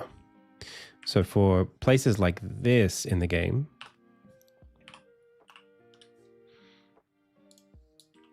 which is kind of like an underground forest is a way to put it. Or yeah, like almost heading into like sort of rainforesty jungle territory. So there we go. In this forest dwells all kind of life. And it is notably the home of this sort of like tribe of very tall deer people called the Hirin. So the dungeon itself is kind of it's their home, but it's also like, naturally speaking, a kind of like a hollow that has been created by the shifting of these giant roots of this tree that forms the center of the forest. And in the time since the humans have arrived here, it's become sort of a decaying place. So even though it's full of life, that life is in jeopardy. And there's kind of like an acidic, poisonous kind of substance that's kind of coming up from below and choking out the life of the things that live here, or at least threatening to. So for this track, because it's a dungeon theme, I'm hoping for it to be something that loops, that you can be hearing for, maybe even half an hour without particularly feeling like it's getting too tired. So looking at just dungeon themes in general from video games as reference. There could even be separations here between like a foreground and a background kind of version of the track, depending on where we are in the dungeon. Or maybe we could even do like a state change at a certain point in the story where things get a bit more tense, or as the plot inside of the dungeon progresses. Now with this one, I think for some reason I just feel like this could be a really interesting track in the game, just like one that people remember as being a standout. Maybe because in Hollow Knight, Green Path for me is that just this point where the game kind of like is really, it's sort of like shuts up and just, opens up to you, like it's sort of like now you're playing Hollow Knight when you get to Green Path. And it's not trying to hold your hand or anything like that. It's like, okay, this is the game. And the space is just so definitive. It's got such a strong identity that it all sort of feels like it's starting to hit at that point. So it'd be cool if we were to hit something like that from a gameplay level. Here, I feel like we've got a couple of different energies or like kind of theme clusters here. So there's like a darkness to it. There's like a foreboding, powerful ancientness, almost in that kind of Indiana Jones sense, going into the Temple of Doom or something where you're not welcome here. And there's something that's older than us, that has been here a very long time, that doesn't want us to be here. But there's also this kind of beauty to it, this like lively kind of, not innocence, but something that just is, it's simpler. It's like a force, and that force is something that's beautiful. So just some notes here for Morgan about the theme sort of developing. Maybe we have spaces that we move between over the playback, and that this is probably in a way, if it's going to tell a story, the story is the Hirin's story. or to think about the theme as being their theme. So if maybe we had another hero appear in the story later on, we could play a melody back that was in this track. This is like very specific to just this project because we've had funding from Screen Australia. Being a representative of the country, it's in their interest for us to make sure that we're doing our due diligence when it comes to anything relating to Australian culture. So if we were to go down the road of having like Indigenous Australian instruments here, it might be something where we'd have to bring in like an actual consultant, someone who's qualified to, speak on behalf of that culture to inform whatever we do with it. Now, I don't know what the poetic license is for a fantasy game that happens to be sort of tangentially related or sort of like more of a nod than a specific reference or a specific representation, but something just to consider. Yeah, I mean, the rest of it, I'd love to listen to some of these tracks, but I don't know if you... Yeah, we can Yeah? listen through them. Cool. Yeah. I don't know if that's going to do anything to like the monetization of anything, but I don't really care. Oh. That's all right. If Twitch mutes some of the audio, that's all good. So for those of you who haven't played Hollow Knight, this is kind of like the best track in that game. And there's a bit that I wanted to speak to on this one. Maybe we'll just listen through and then I'll kind of give my little take. Yeah, cool.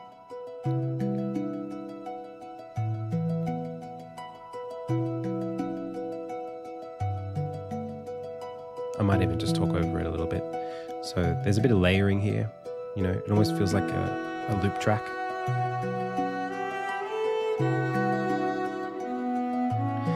This melody is like the melody, right? This is like, I guess, the theme.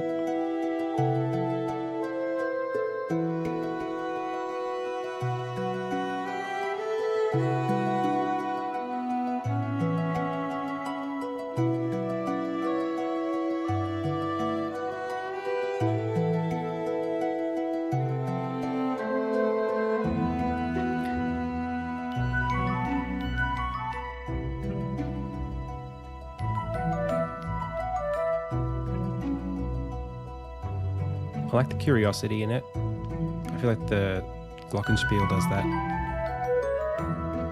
And the clarinet too.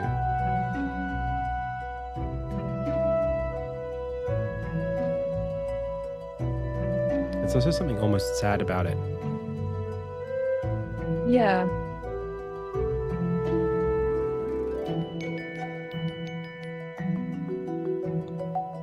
Marimbas are good too.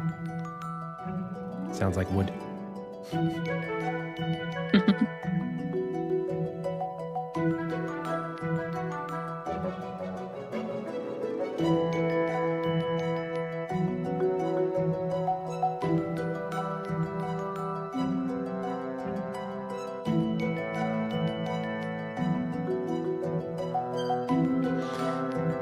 But I guess pausing it here, I would say like, so far, I feel like the composition of the track has like a lot of, maybe it's just the backing strings being so repetitive. I feel like when I listen to it intently, I know we've heard the melody a couple of times, but I almost feel like we're still in the intro, even up to now. Like I'm sort of waiting for its identity to fully form structurally.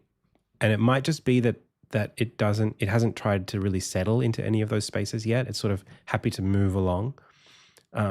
For me, although I really like it, and I know it's a level theme, so I know that I'm not supposed to be paying too much attention, but I'm in suspense that doesn't have a certainty to it that allows me to get excited or anticipate where it's going to go next, which for me is, there's something there that I personally find a bit, makes it a little bit harder to stay interested.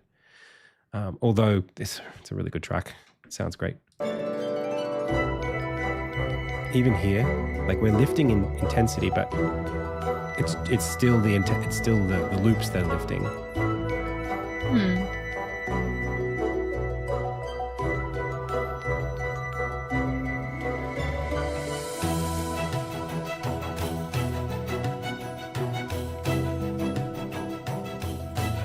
That feels like a big shift there. Yeah. The energy is super. It's lifted now because it's more staccato. But it's strange to me that now we hear the melody and not back a few beats or a few bars.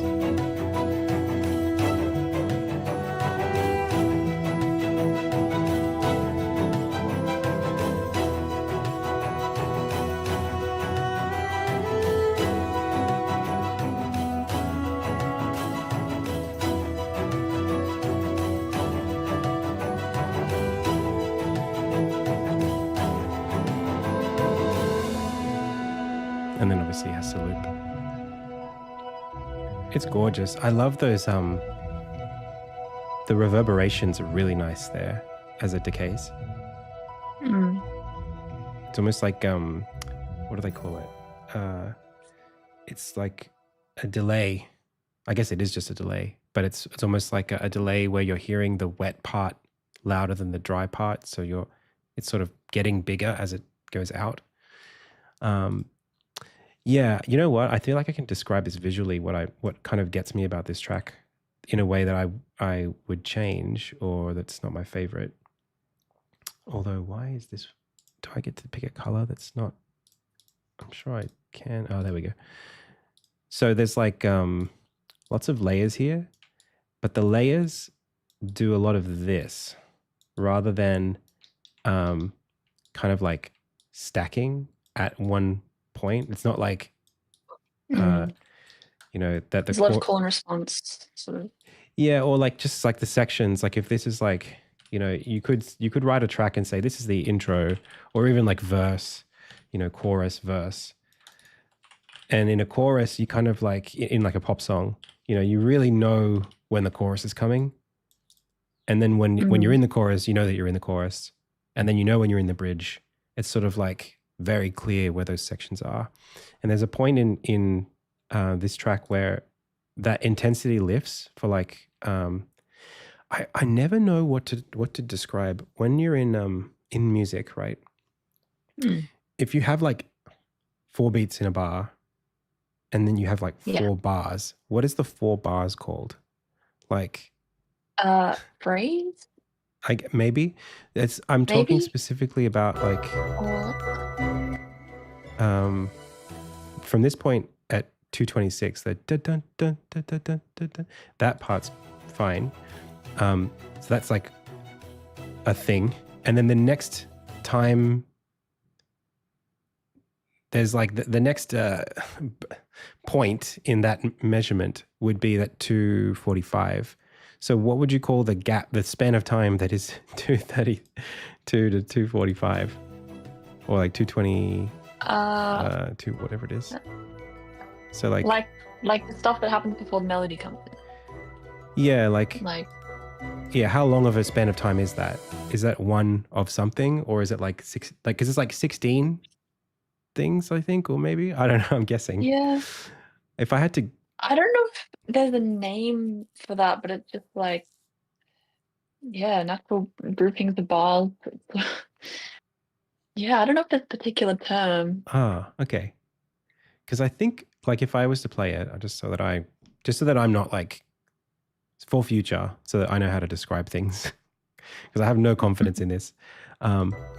So like 2, 3, 4, 5, 7. This is the 8th. Now. So like I knew that was coming then, and it was 12 counts of 3 is how I got there. Is that the 12? Oh no, sorry, the 8 counts of 3. So like that 8, is that 8 bars? Is that what that is? Yeah, 8 bars. Yeah. Right. Because it's in 3/4. Yeah. Yeah. So that 8 bars, that's not. I guess that's not like if you were to divide the track itself into bars, you wouldn't say that that particular 8 is one of a specific unit of measurement. You would just say it's 8 bars. Yeah, 8 bars of intro, like Right. instrumental, like yeah. I guess it's not a phrase, but yeah, it's just music's commonly grouped in groups of 4 bars. But yeah, I don't think there's a unit measurement for that, or like a phrase, like a term for that. Okay, cool. Well, that helps me a lot to have gotten that out, because I guess what I was trying to say is it's interesting to me that the intensity lifts 8 bars before the melody kicks back in. You know, it's almost like it's building anticipation, but like we've been building anticipation for a lot of it. Like there's a lot of layers that are changing and moving and building throughout the section. So I guess for me, like if you were to take that 8 bars of the dun, dun, dun, dun, dun, dun, dun, and then just start them exactly when the melody also kicks in, like just almost like save it up, you know, draw the bow back a little bit further and let it all at once rather than sort of like having it layer, it would have a more of an impact, because the contrast between the section that then doesn't have all of that stuff to now having all of it at the same time, I feel like it would be like, I don't know, just more structurally, the contrast would be heavier, which is kind of, I don't know if it's really analogous to what I've been trying to do with the animations in the game or the environments, but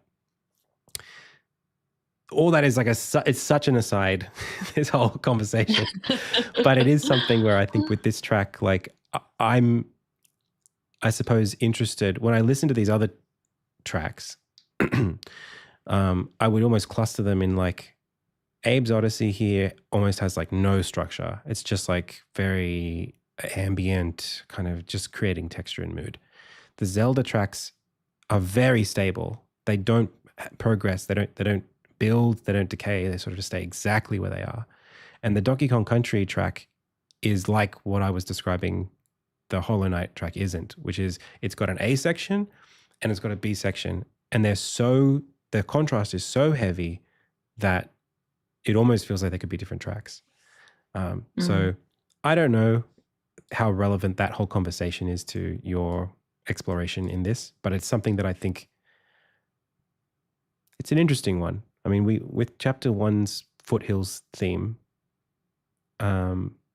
we had like an A and a B, and then we had a repeated version with different instrumentation that was going through A and B again, I guess. Yeah. I think I want to listen. Do you know this track, Jungle Japes? I don't recognize the name. I might know it by You probably sound. have heard it. Yeah, you probably heard the sound. It's like the Donkey Kong track, basically. This soundtrack's actually really good. Donkey Kong Country on the Super Nintendo. It's got like multiple bangers. So similar idea here of like stacking and looping sections over time, over each, how many bars.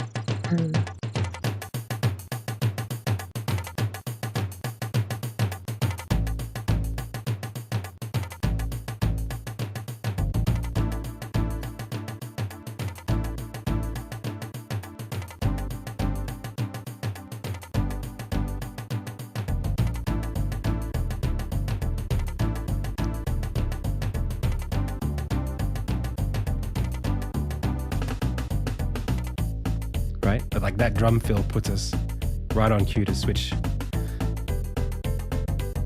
Yeah. I mean, it's much more like a pop song in that sense.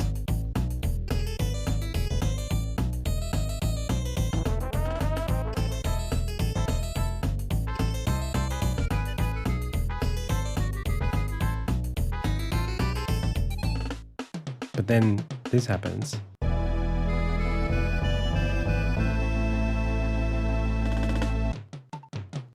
And then we just go somewhere else. Just like we just Yeah, it's very different.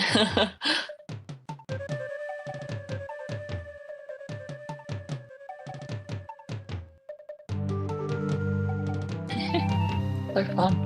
yeah.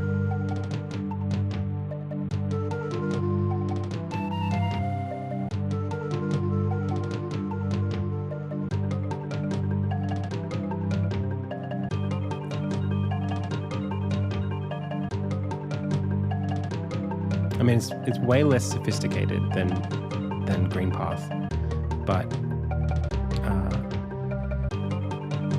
I think there are That's parts. how you're defining sophisticated, but Well, I guess there's just like, you know, technically there are fewer voices and they're less high fidelity, and structurally it's easier to say what's happening, but the melody is so, like, playing around like the 1 minute mark. That is just such an iconic melody that, like, I could play that back for you. If in the last 20 years, if you asked me what is Jungle Japes, I could have sung it for you. Whereas, like, I don't know if I can sing Green Path. I think, I mean, I probably can now because I've been listening to it recently, but like it doesn't have like a very clear, the first 4 or 5 notes, like the da da da da da dun, dun, dun, and then it sort of gets a bit meandering, and I sort of lose focus a little bit on the rest of the melody because it's not really structured in that very like packaged way. yeah. These other tracks, I mean, we can listen to them a little bit. The Zelda ones are good as like texture stuff references for like just these like very kind of like thick mood. We can listen to Farron Woods. It's sort of like I'll just let it play a bit.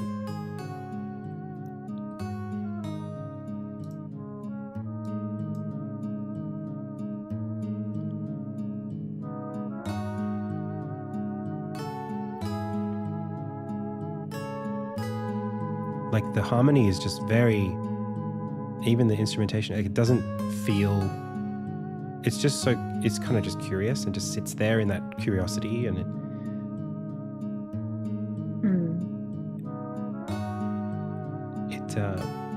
I used the word humid here.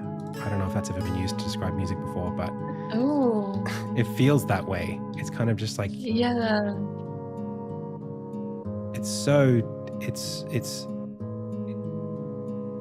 it's got so much restraint, you know?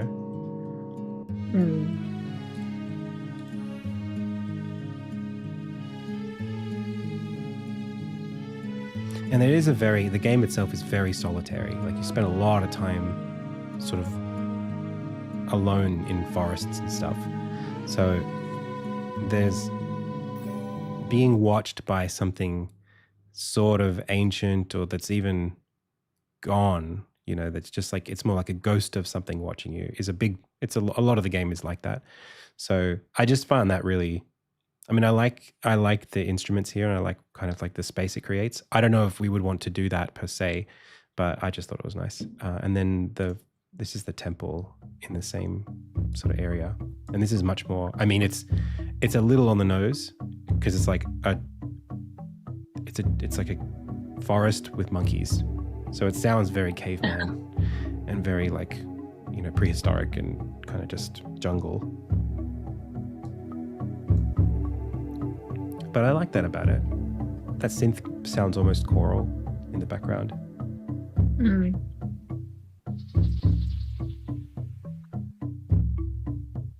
Sort of just playing with diegetics a bit.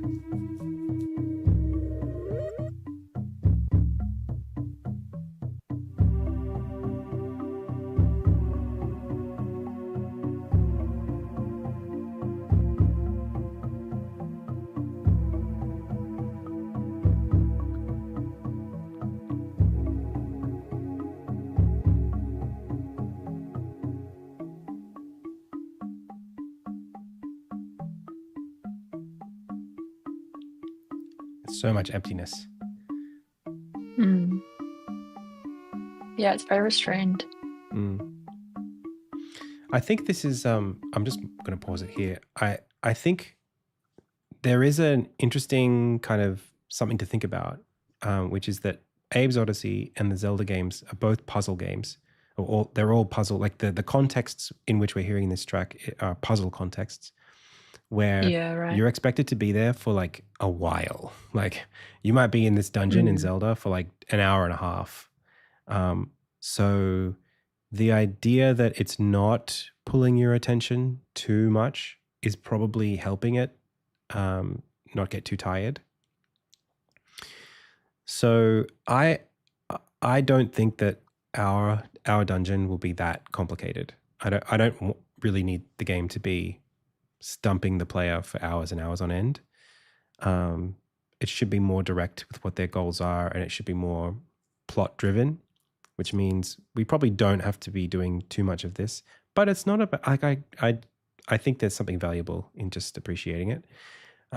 Another dungeon here from another game is Final Fantasy 12, which I really like this track. I don't even remember this track, but I sort of just found myself Googling it, and I was pleasantly surprised.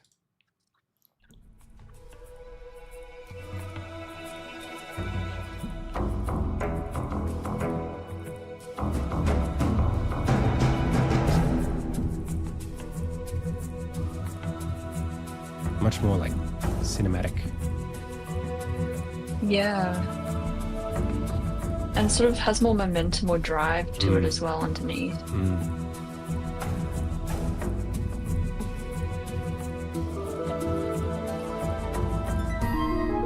But then... Cool harmony. Yeah. This composer, he's incredible. He's so good.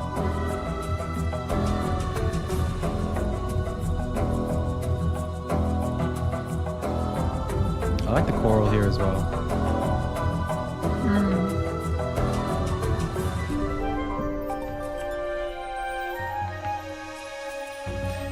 Very mysterious.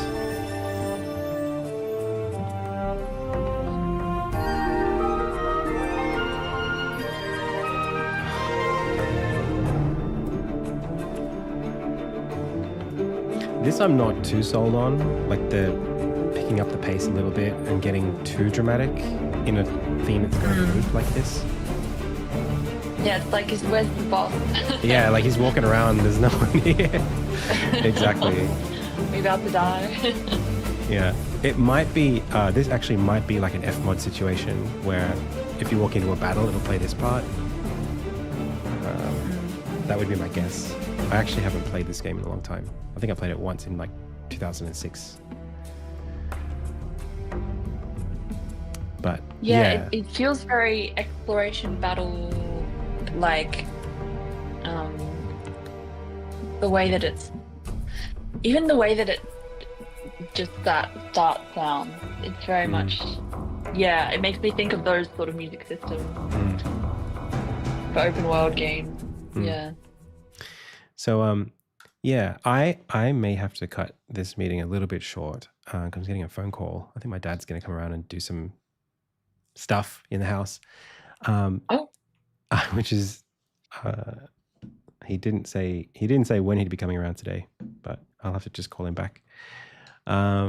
So does that give you like a good starting point? Yeah. Awesome. I'm excited about this one. Yeah, I feel like my expectations here, although I've said a lot, I actually don't have that strong or like a clear idea about how it should sound. So I'm happy for you to just like run with it and do whatever you like.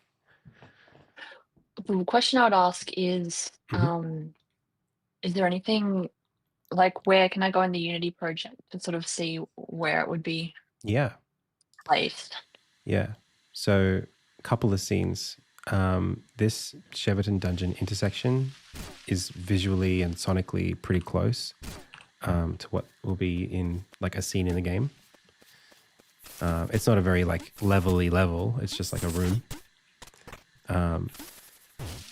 And then beyond that, a couple of other scenes that you want to look at are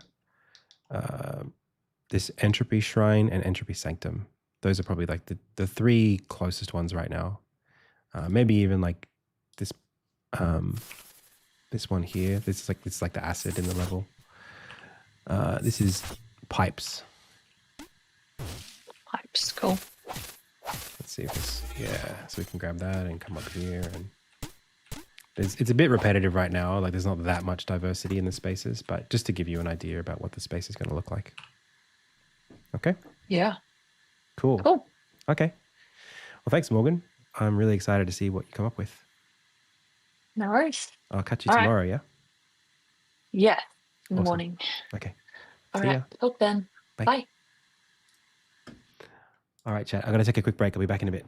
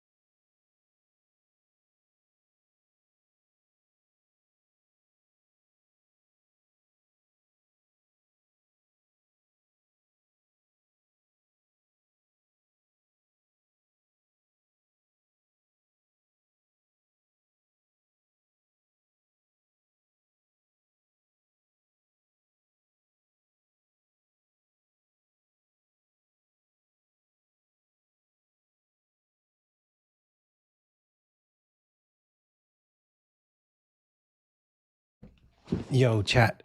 I'm not back yet. My dad's just hanging some picture frames in the house. I'll be back in just a little bit, okay? Don't go anywhere.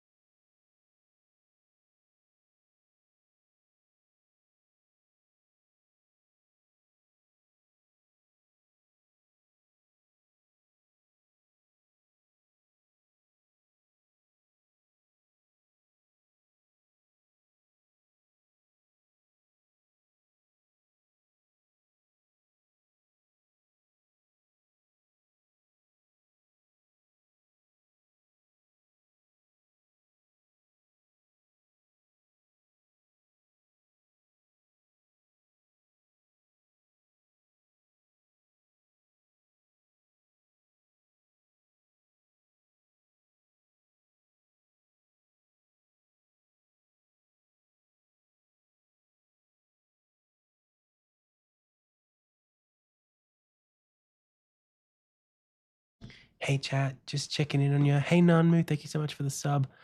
I'll be like 2 more minutes. I'm really sorry. I'll be right back.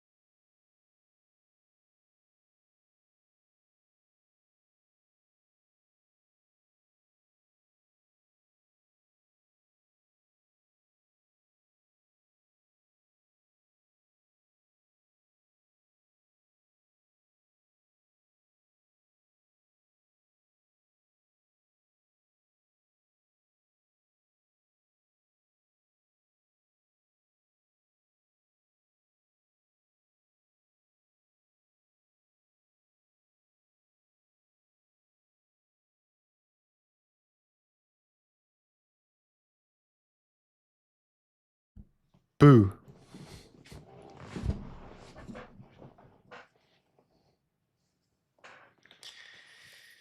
Okay. We are back. Sorry about that.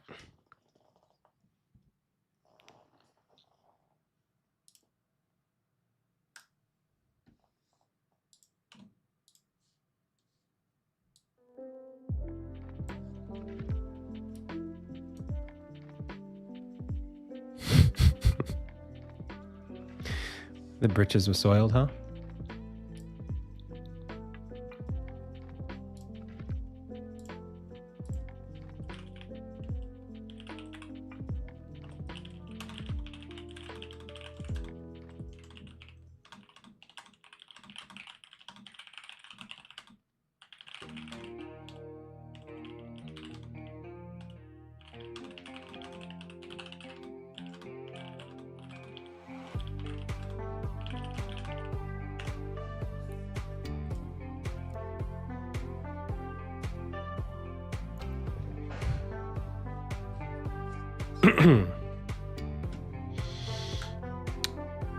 Okay.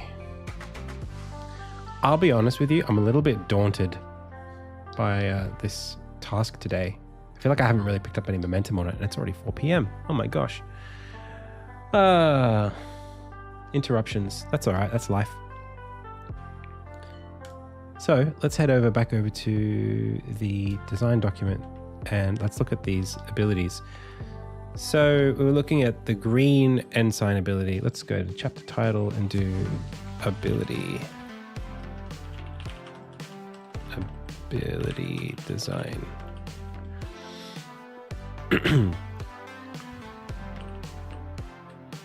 And just have a think about, maybe I can put this down a little bit further. That's usually pretty loud. That'll be better. Yeah, this entropy ability, this green ability, what's the value of launching an enemy into the air? I think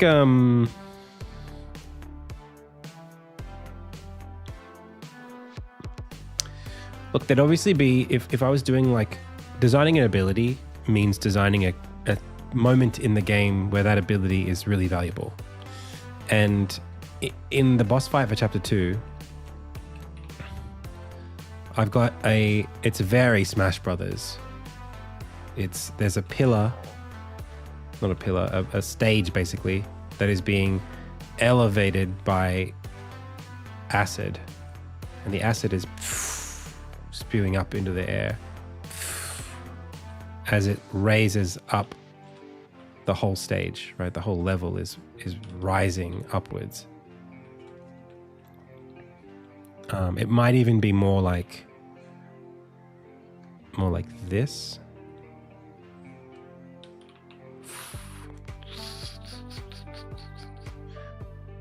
Right? So that you could kind of fall out. You could fall off it Smash Brothers style.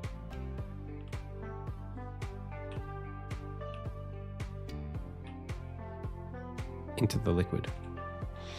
So, and the camera would be about this big. So the ability, however, is an ability where Armin, raises his sword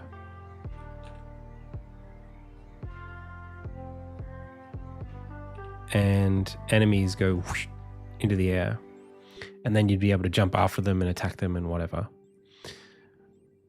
So that does kind of just make it a more powerful version of the upswing. Unless we can do something interesting with it, which I don't know, maybe we can.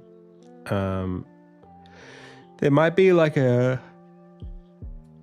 problem with like having a game where a thing is supposed to work across all of the things in it is that either you do absolutely the same thing for everything, and so like the scope of what you can do, you just have to make it so that everything can support this happening to them. Or you have some things that are exceptions, right? Where it's like, okay, this enemy and this enemy and this enemy and this enemy out of like 32 enemies have a specific thing that happens to them when you use this ability on them. At that point, and I would say you'd want it to be about, maybe 30% of the enemies or 20% you could do this to. you would want something visual on the enemy that tells you, hey, when you do this thing on this enemy, this is actually going to result in something that's very effective, right? Like with Pokemon. Hey, Universal.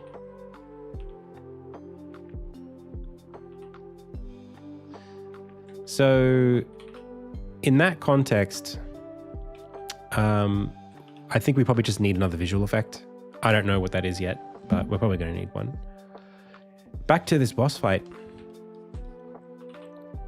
You know, Armin is here.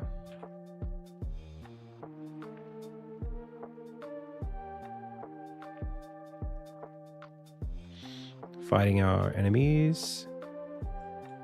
And it would be good if there was some kind of thing you could do to lift the enemies into the air and maybe have something happen. Maybe there are like, I don't know, something valuable here. Or it could be something where it's more of like a hover and a hold. Like it freezes them in the air when they get thrown into the air. So it's like they go up and they stay there. And they stay there for some amount of time after you use it. They're just going to get suspended in the air.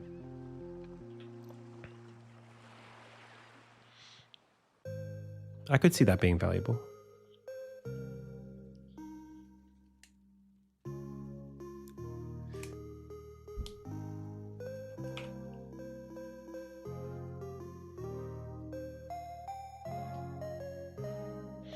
It just has to be like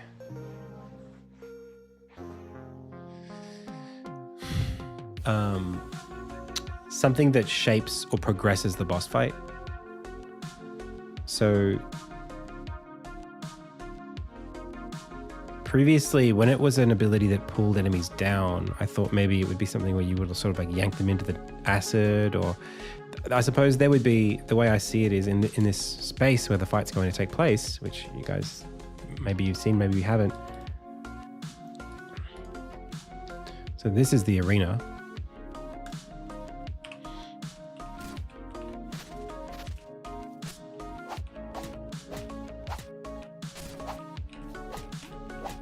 You know, there'd have to be something above us that was worth throwing somebody into.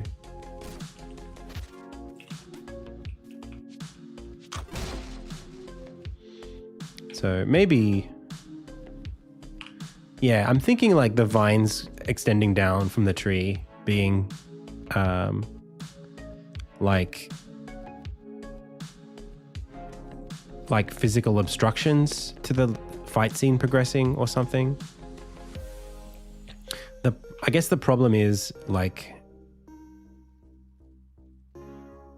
for a scene that has if this is a boss fight, the boss fight has breakpoints. You know, maybe it's 3 breakpoints. You know, this is kind of like in a Dark Souls sense, you would have like 2 health bars on a boss. The breakpoints need to happen either at health breakpoints or at state breakpoints. So it comes down to the question of when doing this thing that we do, does that hurt the enemy and progress the stage to a point where it hits that breakpoint? So if you attack the enemy a little bit and then you throw them into the thing, they take so much damage that they cross this first threshold. I think that might be what we do. It just means that there needs to be, I mean, physically, visually, mechanically, there needs to be a thing here to throw them into.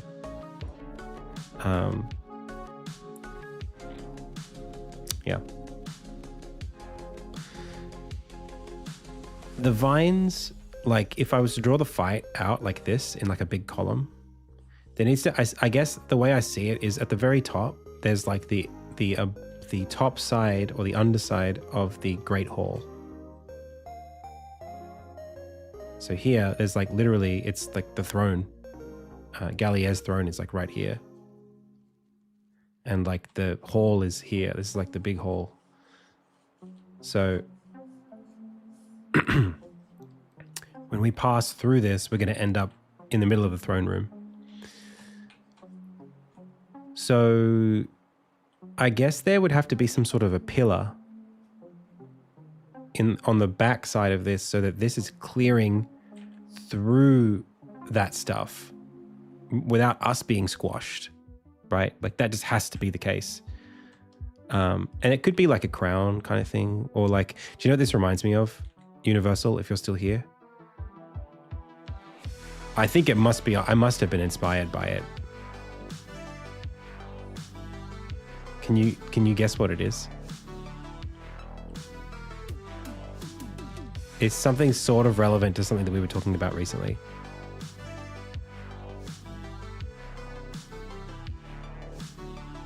A place in another game. I don't even know if he's here anymore. He might have just said hi and left.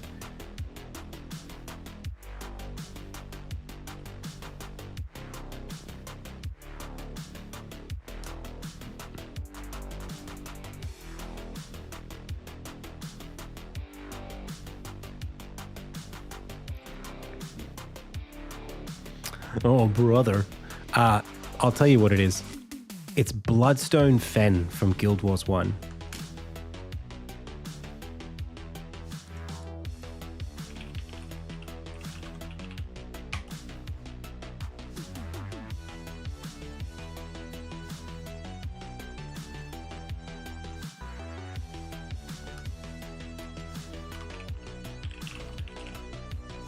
The Bloodstone in Guild Wars is essentially this same sort of thing.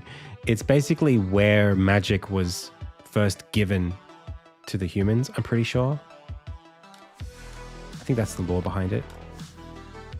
The Bloodstones are 5 shards of a massive stone created by the gods of Tyria and sealed with the blood of King Doric. They broke the stone into 5 pieces. 4 of these pieces represent the 4 schools of magic, and the final piece, the keystone, was needed to reassemble the Bloodstone. The 5 pieces were then tossed into a volcano, Abaddon's mouth. Later, following an eruption, the 4 pieces were spread across Tyria, while 1 remained on the Ring of Fire island chain. So, in Guild Wars, this is like the source of magic, basically. And so, in Insignia, this is kind of more just, it's more just like a ritual place. I don't think that there could be something here about, I'm having a Dark Souls moment here. I'm thinking about, okay, Armen is here at the start, and this is like a ritual place. Then there's this place, which is another sort of ritual place. Could they be one place? If they're going to be one place, this has to be here, which means Armen has to cross all the way over here before that happens, which can't happen.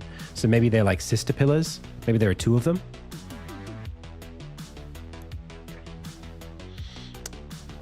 So there could be like this place and this place as 2.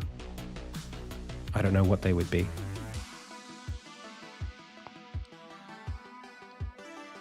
Maybe 2 were planted and this one never grew.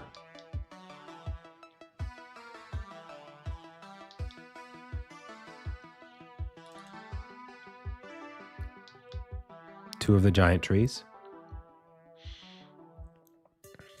In any case, I think redrawing this so that it has like a dagger piece at the top that crashes through the ceiling is mandatory. I think we have to do that. There is no version where it doesn't have a canopy, because if it doesn't have one, if it doesn't have one, then like Armen and the gang will be literally crushed as they enter the top here. Like they're just gonna go.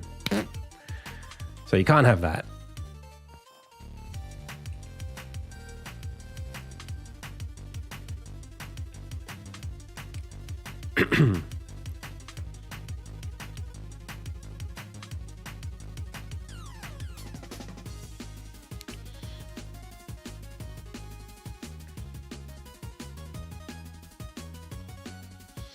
There's also like another set of abilities. Well, no, it's just one ability. I think I know what I'm doing here. I think it's okay.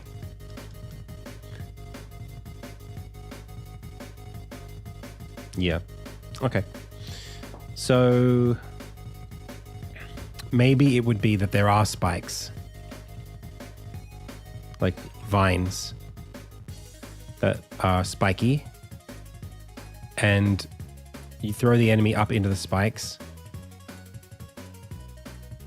and then the whole room shakes, and then like the maybe like throwing them into the spikes makes the spike drop into the acid, and the acid gets angrier and starts rising higher. Maybe it's something like that.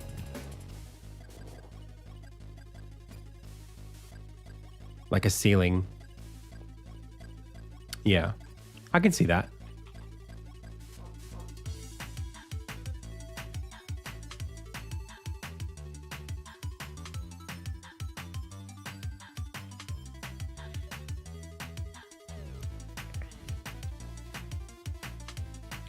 This looks so cool. So what? It's Armin throws Kerr or Rekka into the air. They hit this thing. It snaps off. They take damage from the spikes. It snaps off. It falls into the acid. The acid boils over. See ya, Ian. Or like just hitting the roof makes it like makes rocks and stuff fall.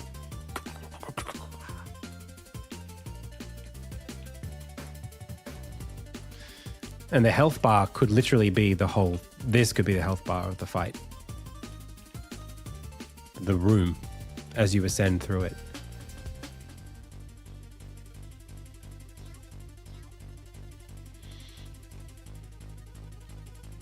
You know, I've like, as a developer, when I first concepted this, I had no ability to make this good.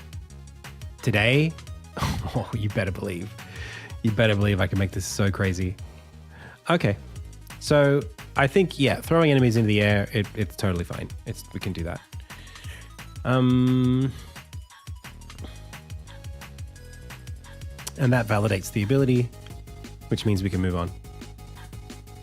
So then, that's what I have to prototype, is that ability.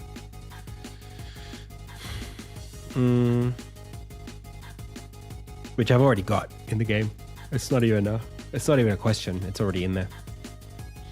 It's not particularly pretty yet. I don't even know if it works right now. Let's have a look. It does not. Okay, well, let's make it work.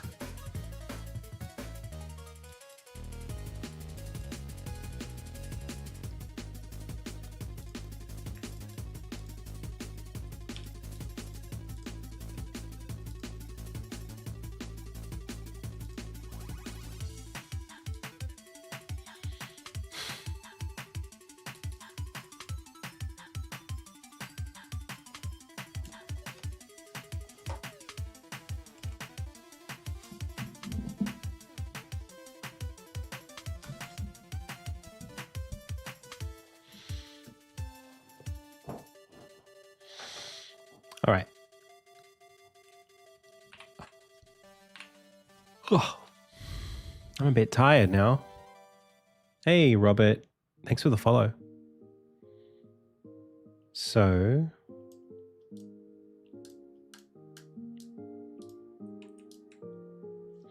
we need a thing that is tagged as entropyable.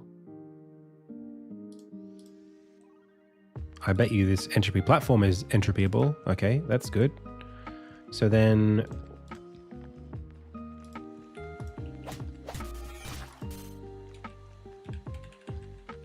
why can't we enter?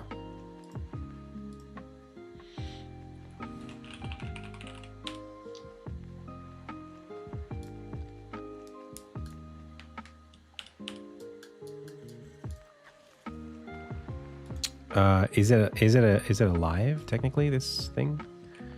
I don't think it is. Oh, it does have a life. It does. And it is targetable.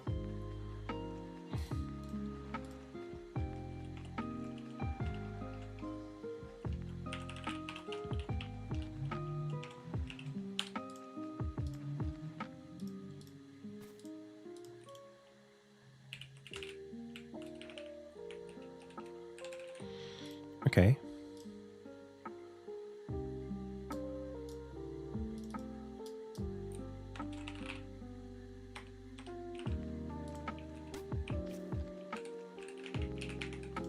Okay.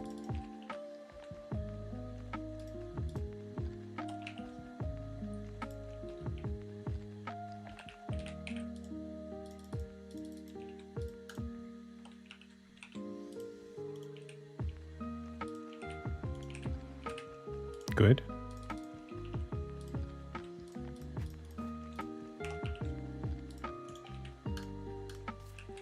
So we can't enter it.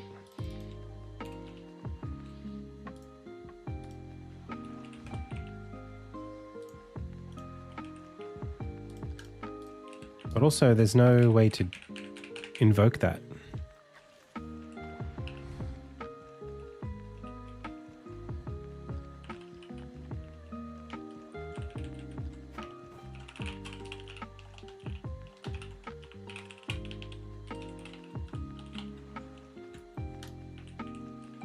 Oh, yes, there is. Okay.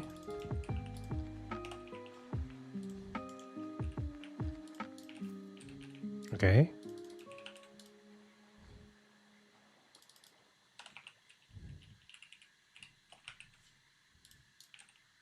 Aha. So we're not getting through this if E is not null.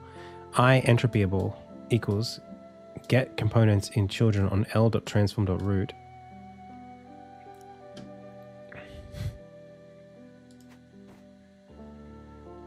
That feels pretty reasonable to me, though.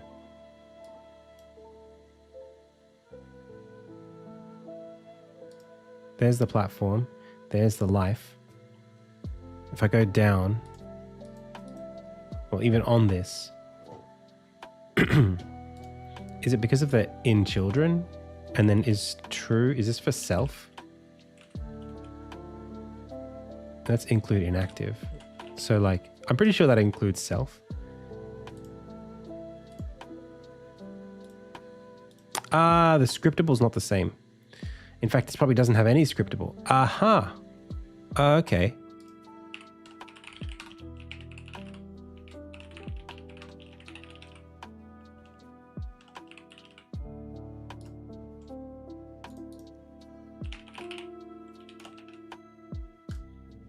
All right.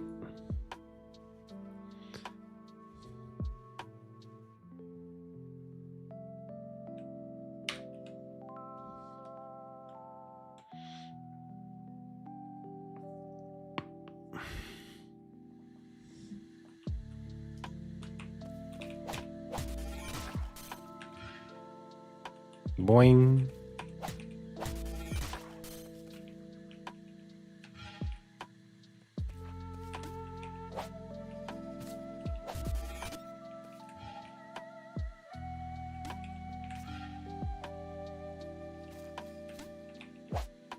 He should be able to grab that anyway.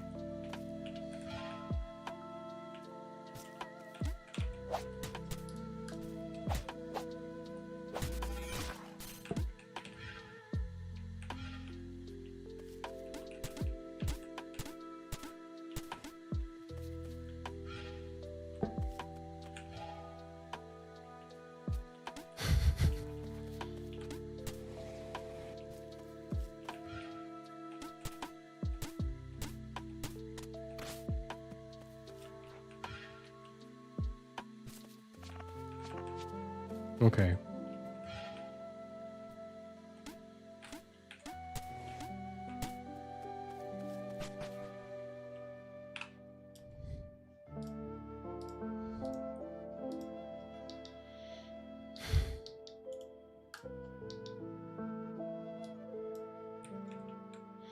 Well, it's a shame that they project me so far into the air because it used to be perfect. It used to be like spot on.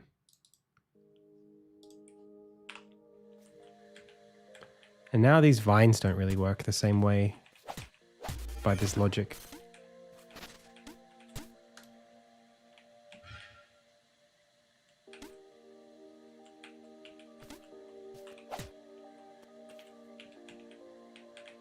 Yeah, that needs to be tagged as the entropyable as well.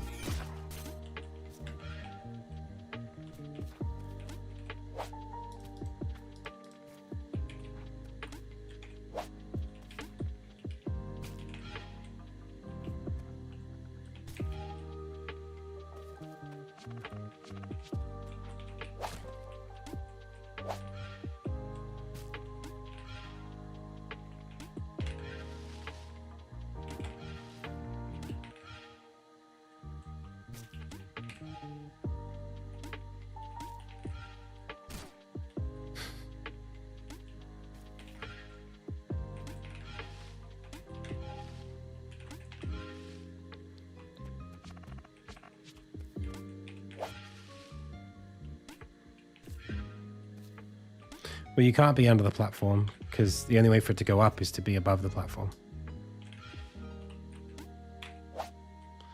Okay. Well, I think it's time I fixed some things.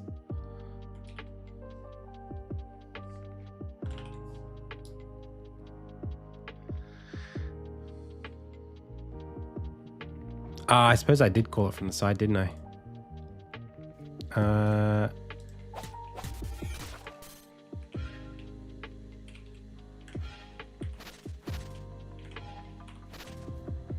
It just goes through you.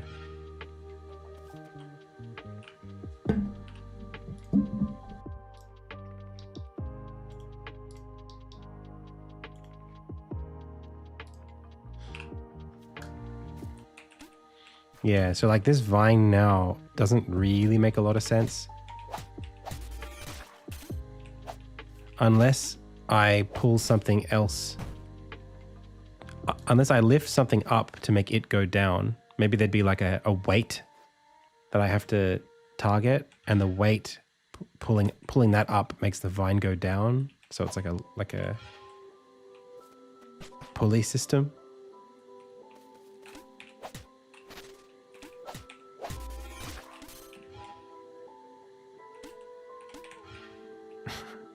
It's so annoying because the animation that he does makes him so it offsets his position so much. Yeah, okay. I'll just make these actually standable. Not standable. Ledges. Let's make them ledges. Ding dong, ding dong, ding dong, ding dong, ding dong, ding dong, ding. Okay.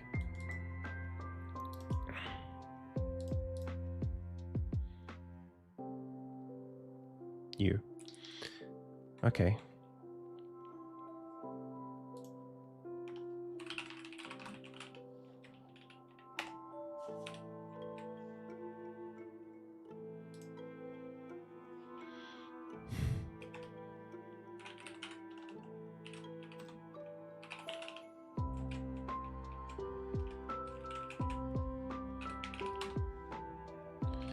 I don't think this is right. What is this called? Cave tile set? Cave rules?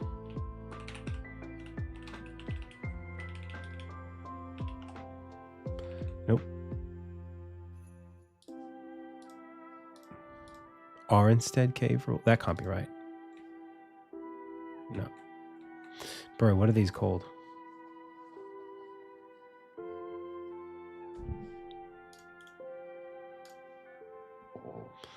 These are called Insignia 3X. Oof.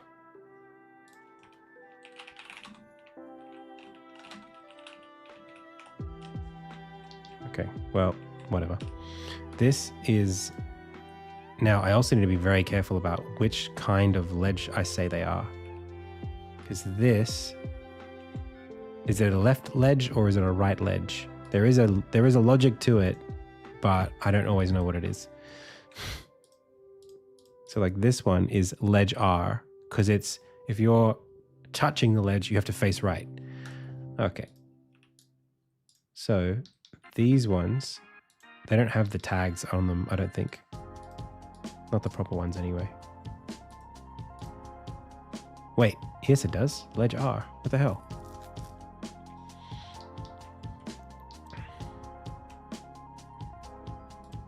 Excuse me? Oh, hang on. If I do this. Now it's fixed. So I just have to recompile all the levels. That's annoying.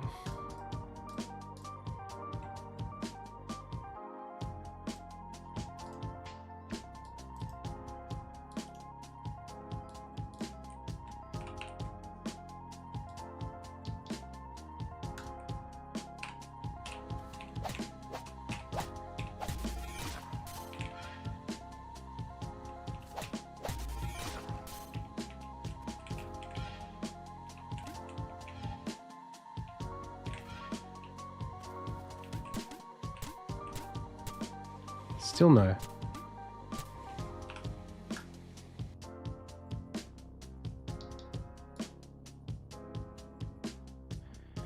Following tags are missing in the tag manager. Add the missing tags, re-import ledge R, but it's misspelled them.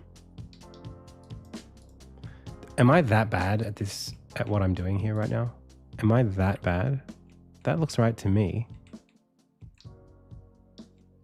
This? Oh my gosh, Adam.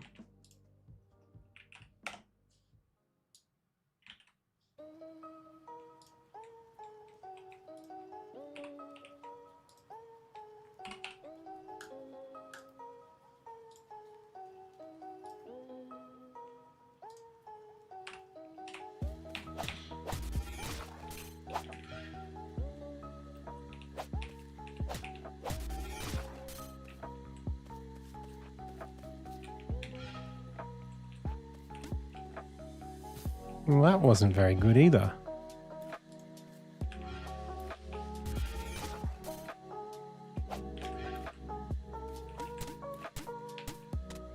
Okay, that worked.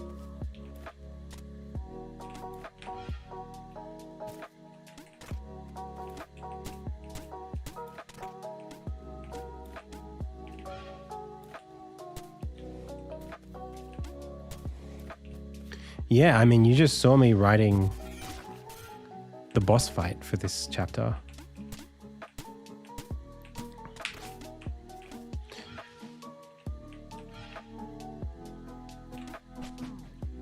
Oh, that's okay. Yeah, I do have a pretty clear idea.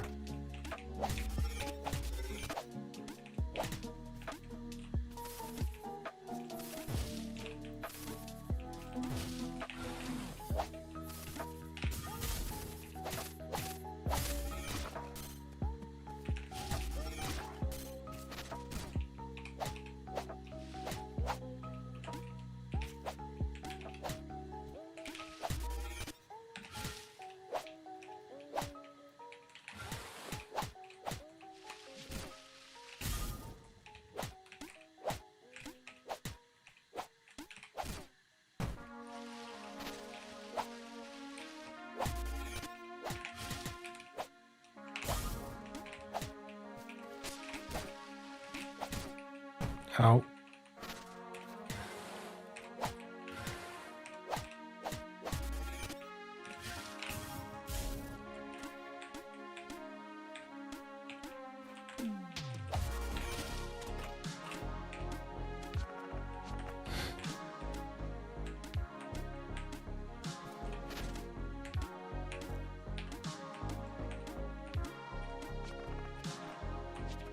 Wow, I'm getting nothing today. Okay. Anyway, that was at least something that I can fix now. I'm feeling tired all of a sudden. I wasn't tired before.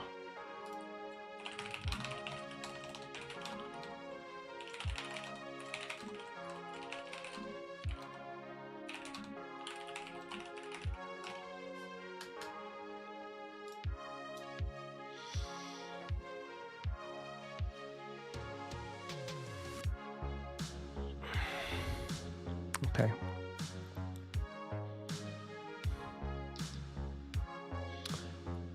So, I mean, looking at the ability, how do I feel about it? I think the animation is suitable for what I'm trying to do, I think.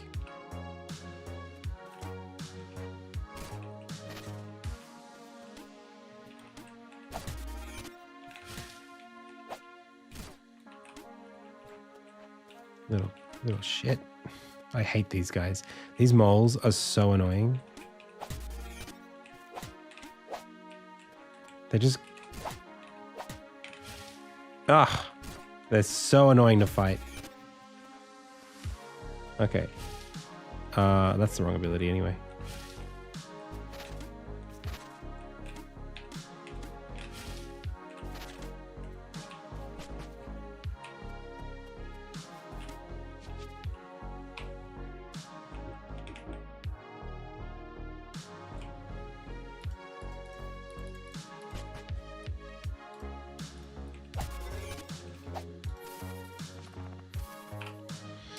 Bro, just add them all to the build. Let's just make this really easy on ourselves. Hey everyone, please. Oh, I can't do that. Can I just click all of these and say add all to build? And now we'll never see that again.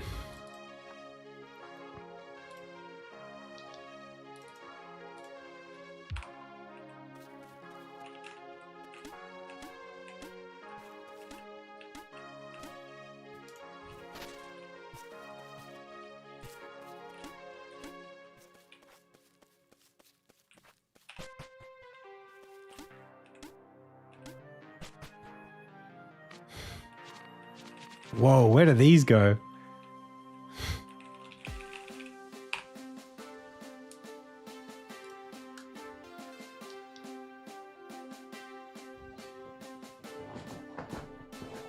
Do I count annoying enemies as a victory? No, it's not a good thing. It's a bad thing.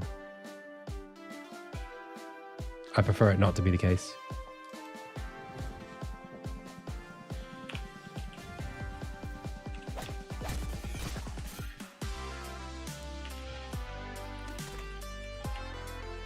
Yeah, I think Armin generally does the right stuff, but he sort of just snaps out of it too much.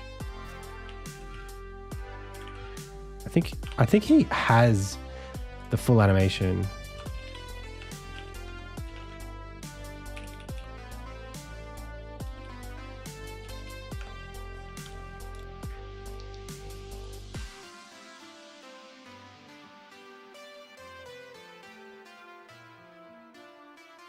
Pretty cool.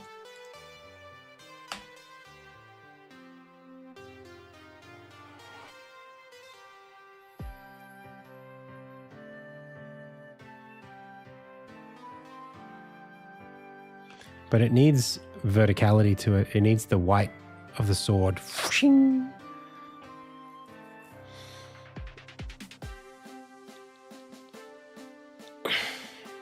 I also don't know if I want, like in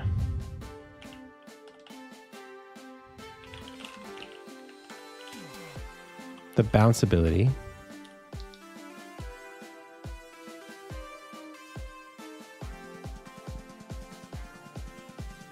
can see I'm using the same ability anyway.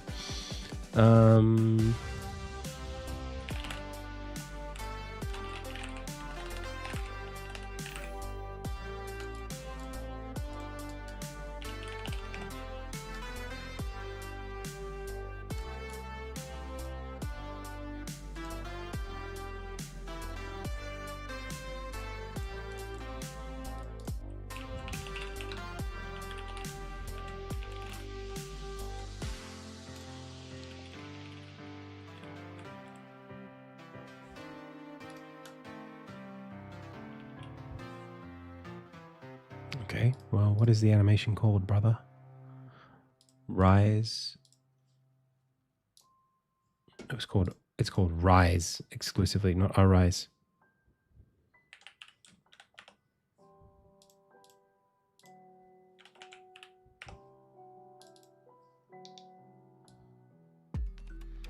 Oh, so I do have a sword for it.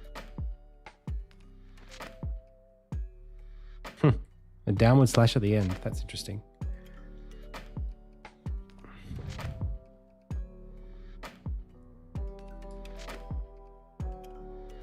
I think just the static image was better. But I wonder if having the sword be like a particle system or a shader that's the color of the ability would be interesting in this case. We'll revisit that another time. That's not really relevant today.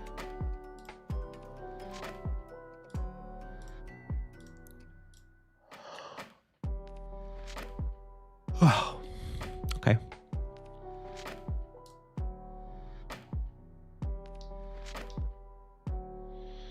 So what is relevant today? What's relevant today is we know what this is.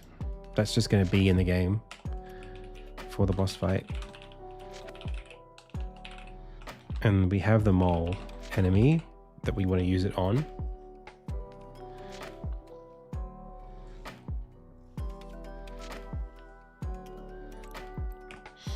And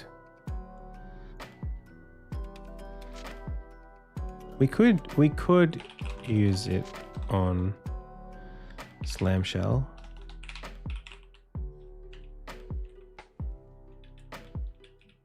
In bite mode.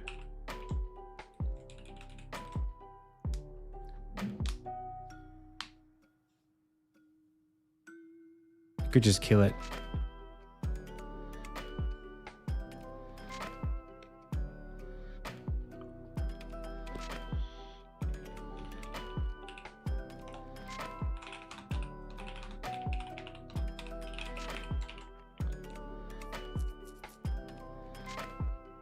Well, the obvious thing is to put the leaf streaks on the thing that's getting entropied. So like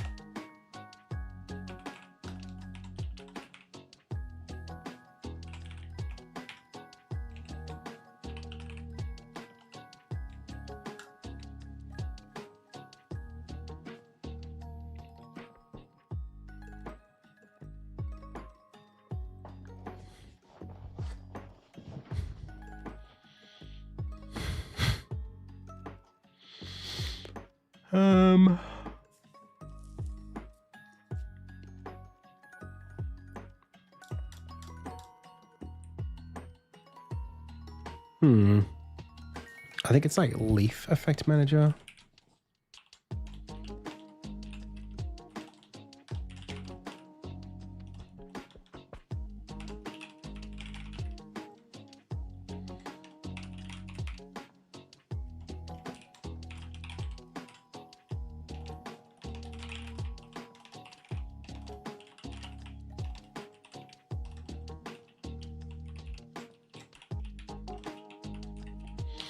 Bro, I gotta go looking for it. It's been a while.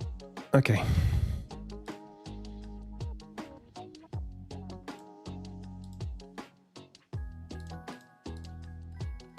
It is an effect manager.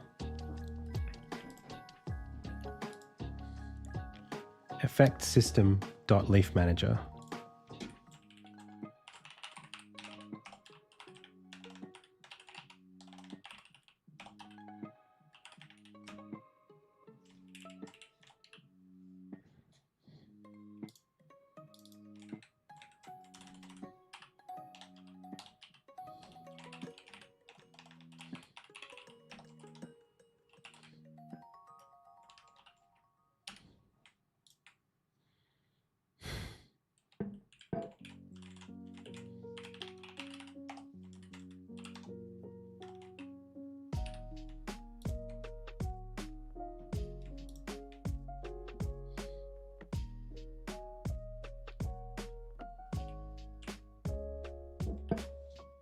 Let's try it. Getting a phone call. One sec, pals.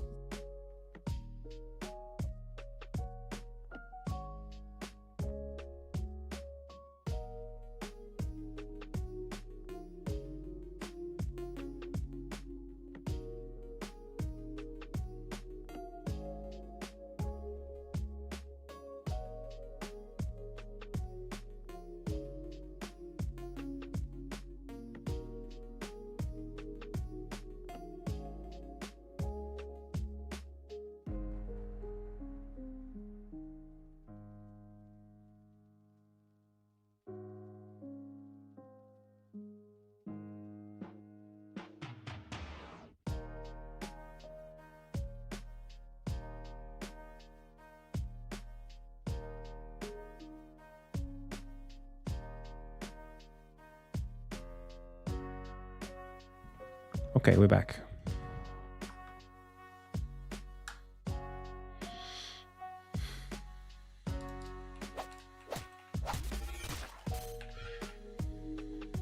No. I think it's not trigger effect. It's like add effect, assign effect.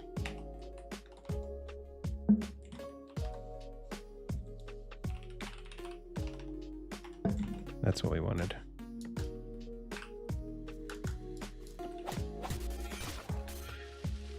Yeah. So we get that green, the leaves coming off of it. But not on the way down.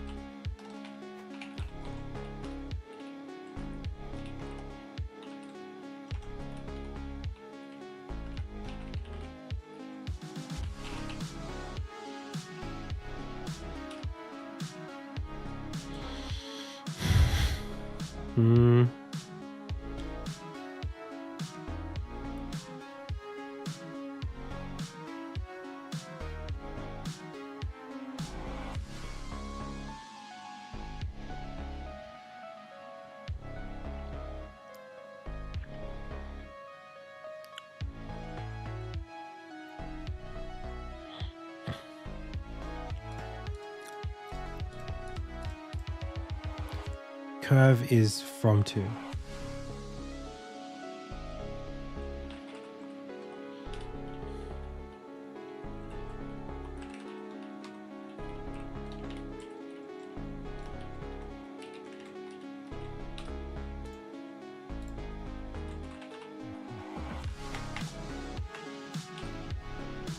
Curve to, curve from.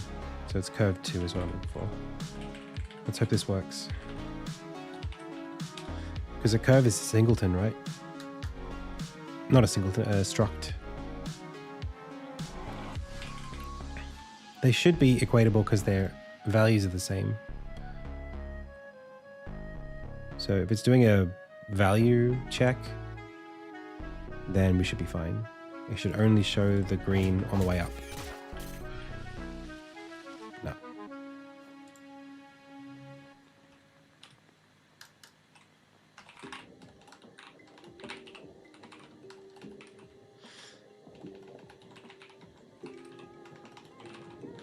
Oh my gosh, I'm so bad today. Can't type at all. Is anyone else as bad as me at typing? It's like I could type fast, but with like 0% accuracy.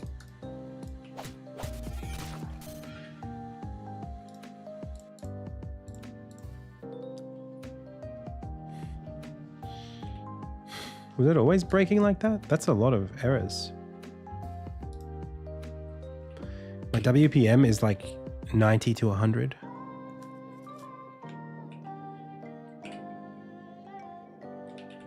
With the mistakes. And I make so many of them.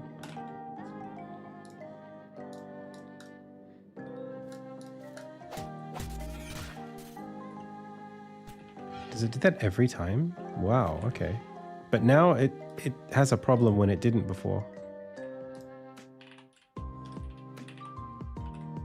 This was fine, same logic.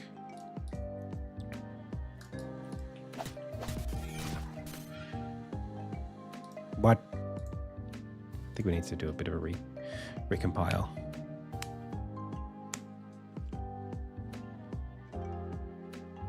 Oh.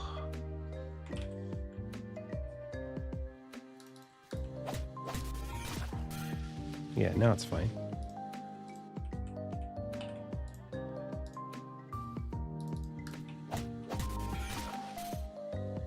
Nice. Okay, it's only on the way up.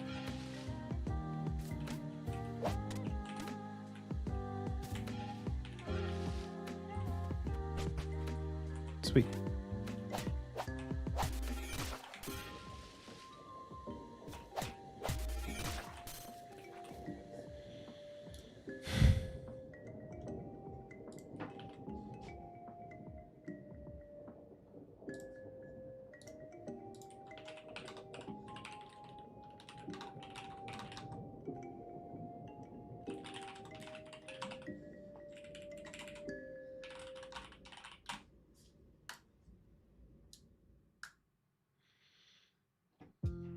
All right. What does that leave us?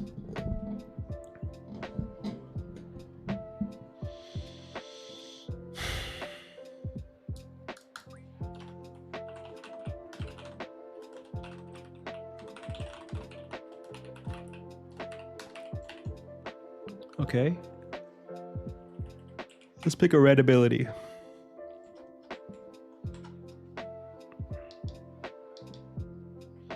We've got this forward lunge. That's called charge. It's in the game.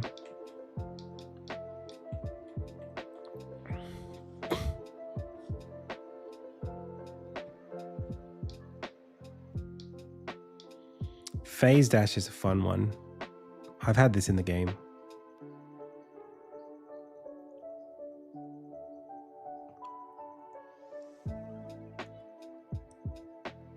I don't think I'll use it though. Not right now.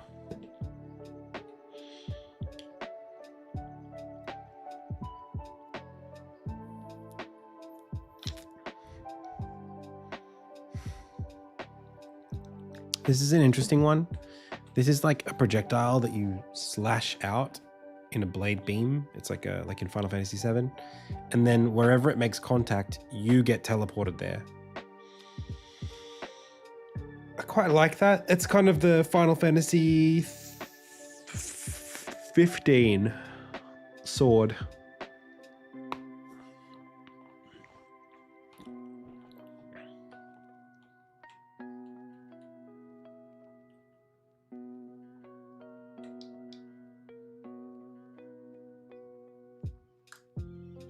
Versus 13 is yes, but also no. And then we've got the power slide. That's in the game. I'm not like... I don't know how sold I am on the slide. It's kind of going to only be useful in very specific slopey spaces. And I know why I put it in there.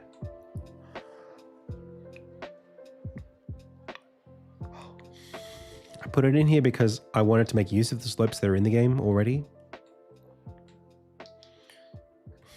This hot foot and this rail ride have become wall run. What's this? Slide under / ride the rails. Forward rush stance. This is Lucas, I think. Forward rush stance into slide or vault. Forward rush. That's kind of like the slide we already have.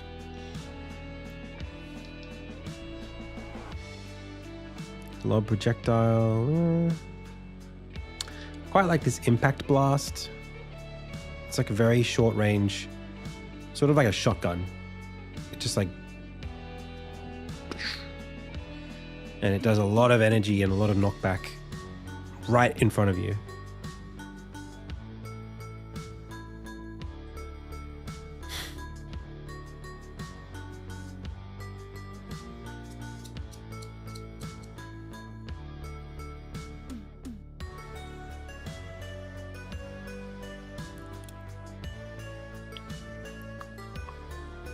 That's cool.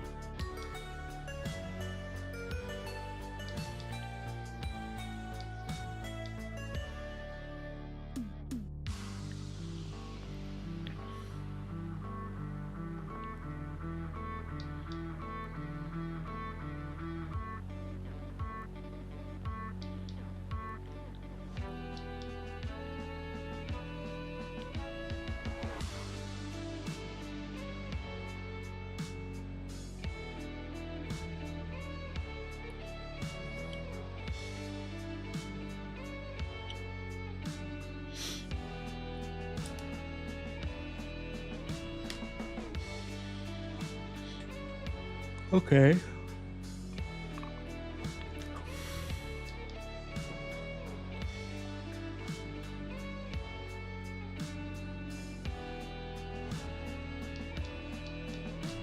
We don't even have an entry for wall run.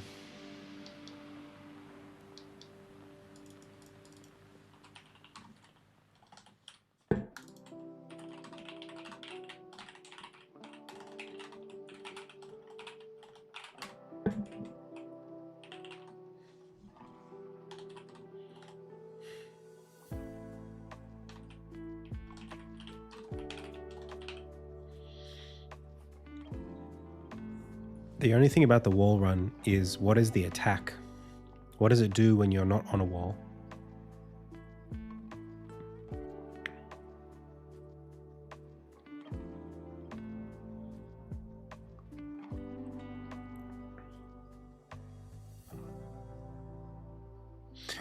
We could make it like this.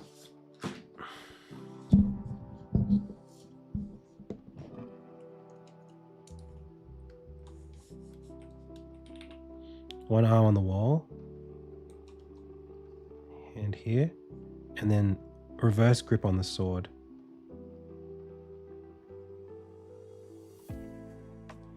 And you're sort of slashing through as you run.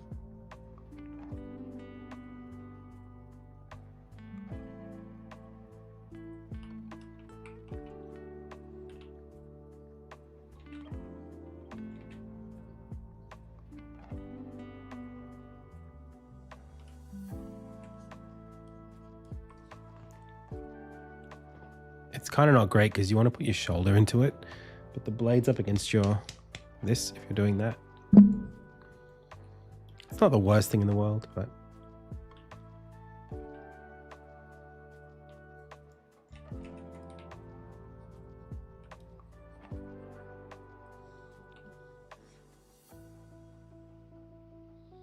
kind of needs to be more like that.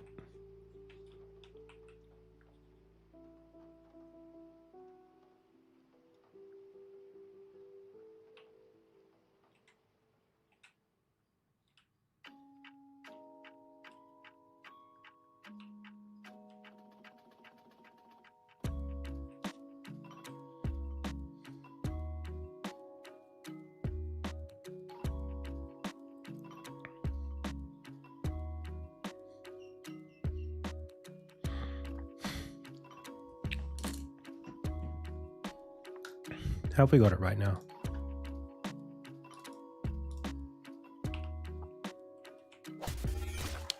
Hey, Fruit Punch Samurais.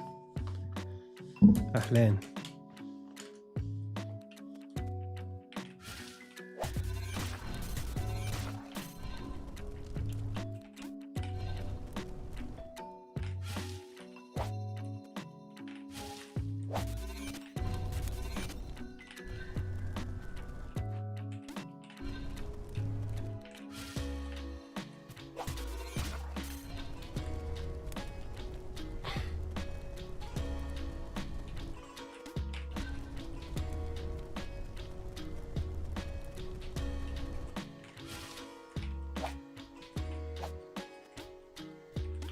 Alhamdulillah.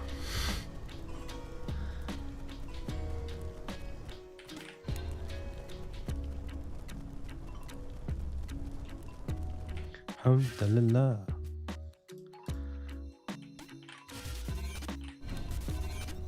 كيف؟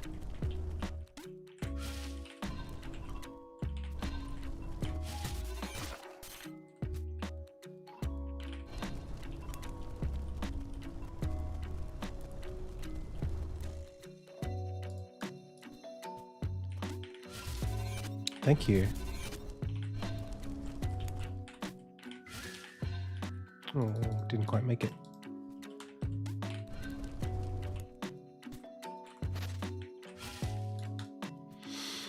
All right.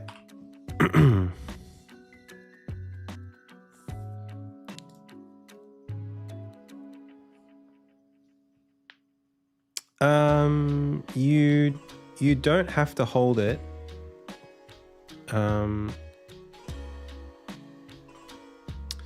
It activates if you start it on the right spot. So if you start it on a wall like this, it will just go, but you have to press up and down to stay on the wall. So what I need is every ability that has this kind of aspect to it where you need to be like touching a specific thing or in a specific context to use it. I always give it an ability, like a move, an action, if you're not in that context. So I'll give you an example of what I mean.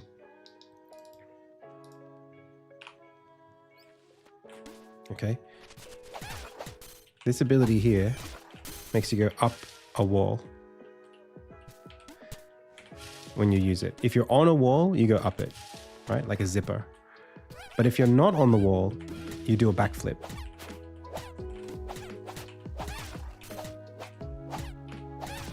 So you can also backflip off of a wall if you cancel early.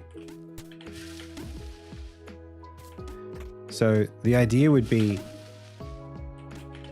that you would press it a second time once you've activated to use the ability. But if you're not on it, you just do the ability. I really like that setup. I think it's very reasonable to do it that way. So we would need an ability for what happens when you exit off of a wall that you've been running from. I guess it could be like a forward swing. Like a spin. Yeah. Let's have a think about it.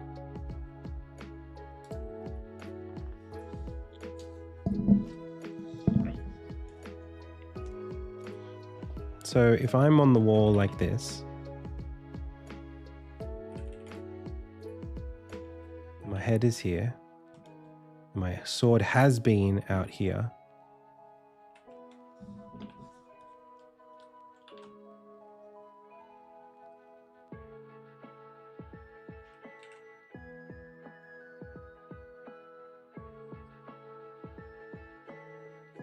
While we're running. At the end of the wall run, I guess you would expect him to swing it like that. Right? Across. Maybe like one big kickoff with both feet.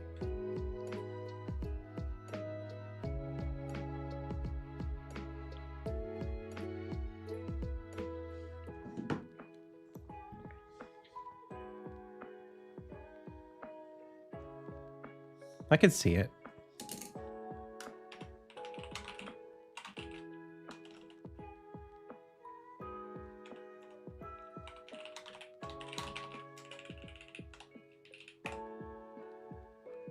No, dive kick we've already got in the game.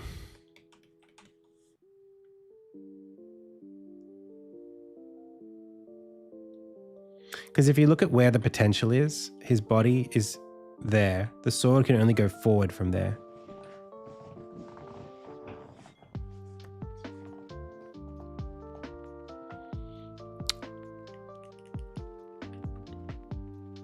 I mean, a dive kick's not a bad idea in general. It's just that we've already got one.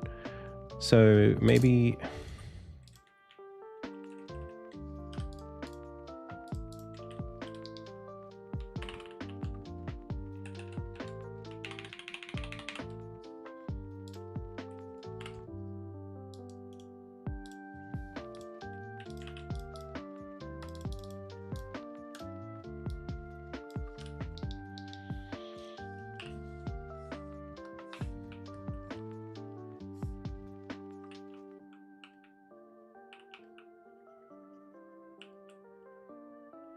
Hey, thanks, Shooter. Fruits Punch Mural says, I want to say your channel is the most helpful for learning tidbits relating to pixel art, even though I frequently lack the motivation to stay dedicated. Thank you so much. It's my pleasure. I like to do it. I wish I had more content in the pixel art tutorial space that I was more excited to share. Like more specific tutorials. I like to give them, I just don't have that many left.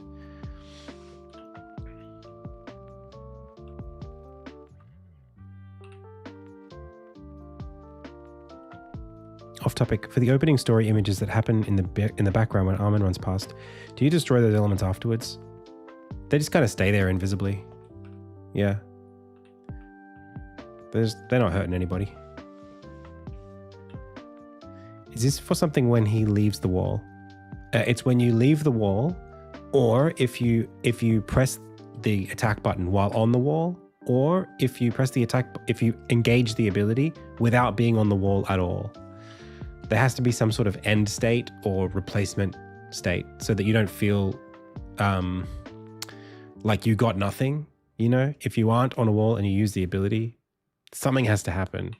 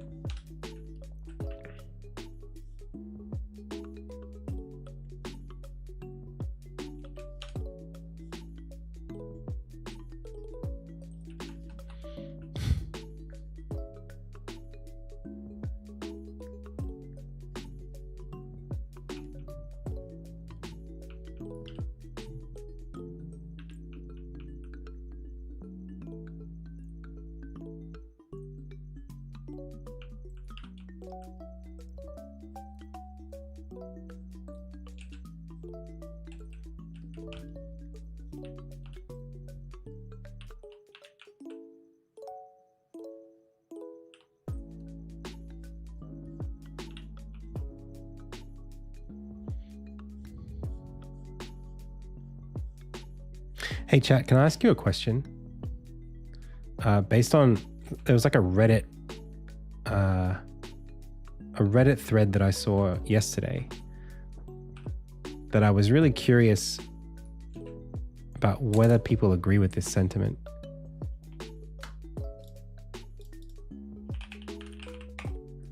I want to know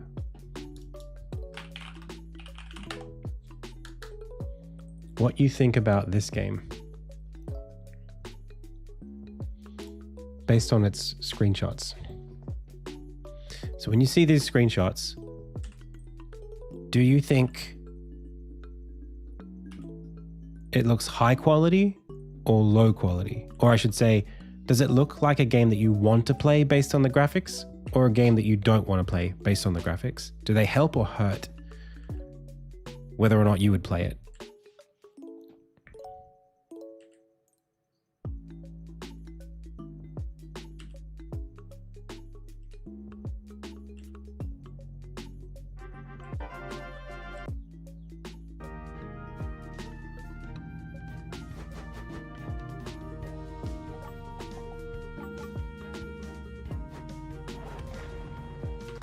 Right.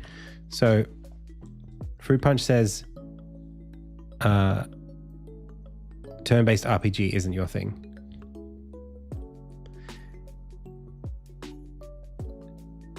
So is this is my question. What's less appealing about this if it's not appealing to you? Is it the turn-based RPG thing, or is it the pixel art thing? Or is it specifically the third one is it specifically the Super Nintendo Final Fantasy style characters? The very like RPG Maker designs.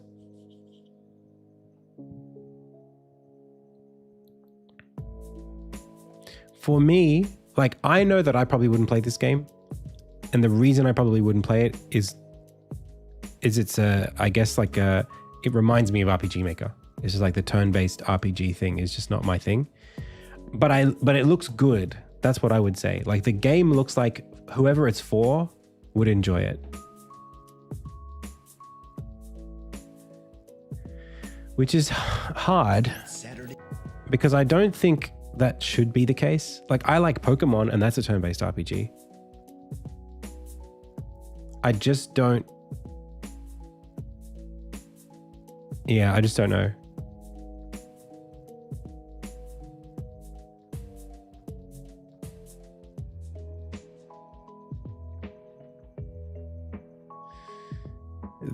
The background art looks fantastic. Like these pixel art backgrounds are really impressive to me.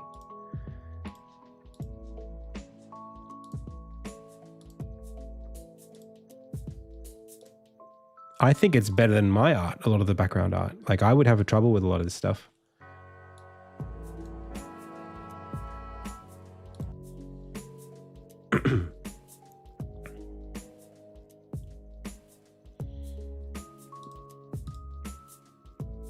I guess I'm just...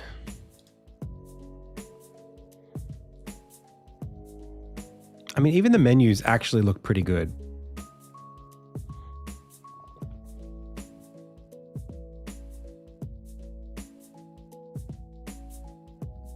I guess it's more like...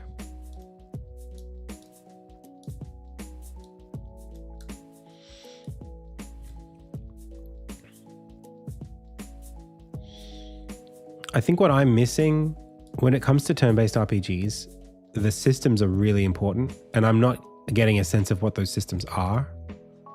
Like, what do you do in this game? What's the thing that makes this game worth playing? Because it's kind of not enough to have... Like, this screenshot doesn't really tell me anything about the game. I like that there... I mean, like... so hard. It's so hard. I'm the kind of person who, and maybe I'm biased, like, I don't think I would say that the genre is dead. I wouldn't say that. Even top-down pixel art, classic RPG, I don't think is dead. I just think like you have to do it well. And I just don't know what about this doesn't tell me that I mean, like the Chimera thing here looks sick as hell.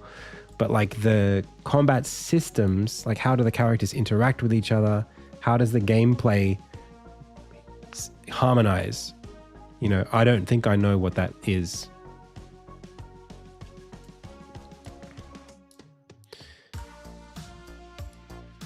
Yeah, it's quite... I think I really hate these sprites. I think that's kind of it for me. That's probably like one of the worst things about it, if I had to say. The whole like, you know, characters who look like this thing, that's the head. And when the head's turned to the side, it's just this thing. And it's like, I mean, it doesn't look that different from Armin, but when the whole body is just that again, I just find that, you know, and then the arms are like this. And the feet are like just that. Something about that, I think, is getting pretty dated.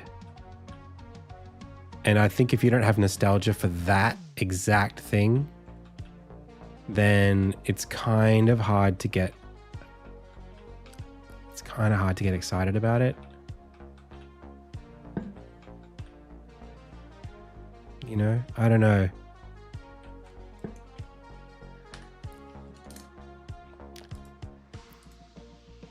But like,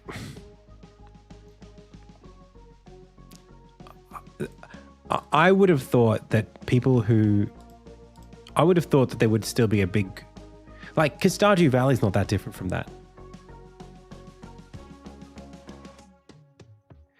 Yeah, I think that's the thing too. Like the characters, you kind of, that's your opportunity to show us who these characters are, is their artwork. Do you know what else? There's no portraits.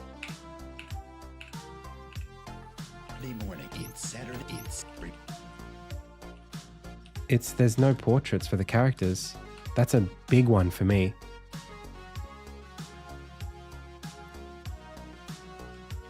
And also, where's the dialogue? I'm not seeing any dialogue in this game.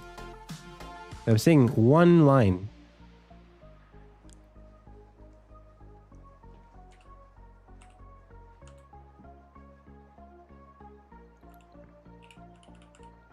I think that's it. I think I would expect to see more of the story in these screenshots. I'd expect to see more characters talking.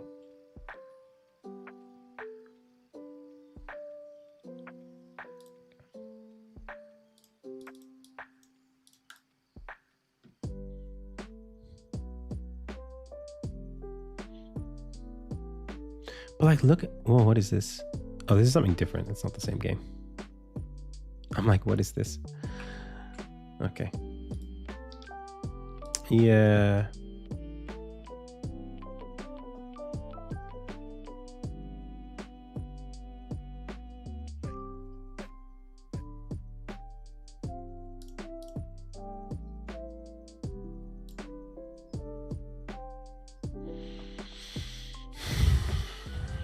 I don't know. Very hard to say.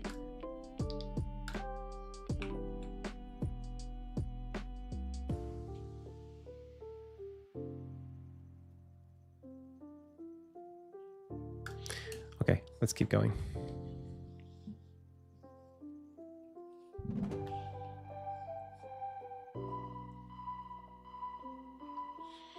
Yeah, that's right. That's right.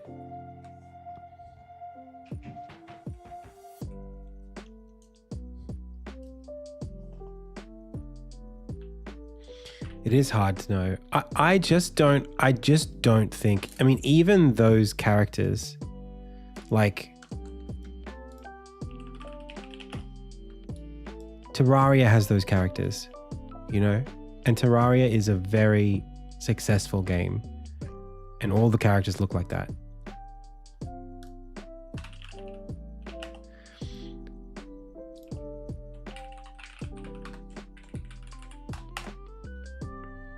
You know, it's not that different. Those are the Final Fantasy heads. They do this. It's really hard.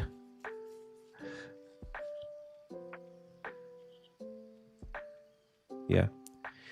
Terraria is 15 years old though, but here's my question. If Terraria is 15 years old,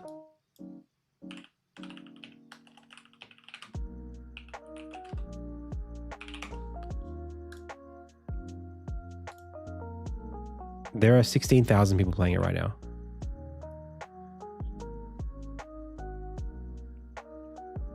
So like, its age doesn't seem to be an issue.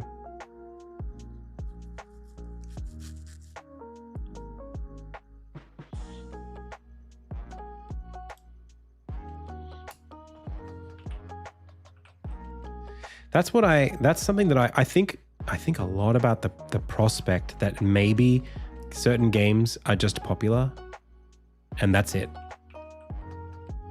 Like, maybe like some games are popular, more popular when they're old, or like because they've been around.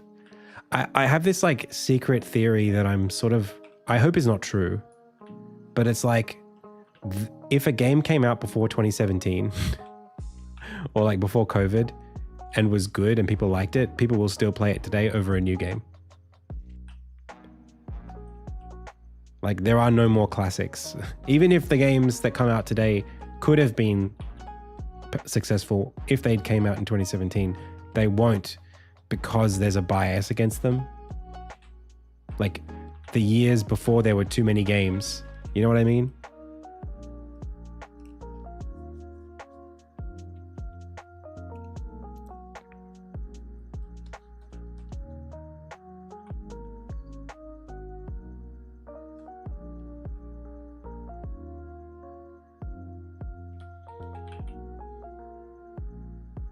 Because I know I do it.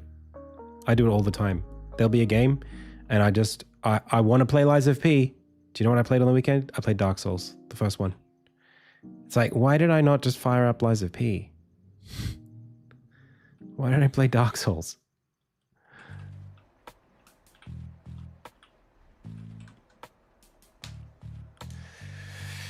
Dude, Dark Souls 1 is a rough game.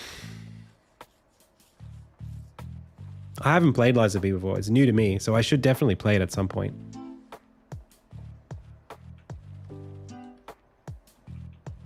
How was my time talking with Thomas Brush a couple of weeks back? I haven't done it yet. He keeps rescheduling on me. We still haven't had the podcast yet.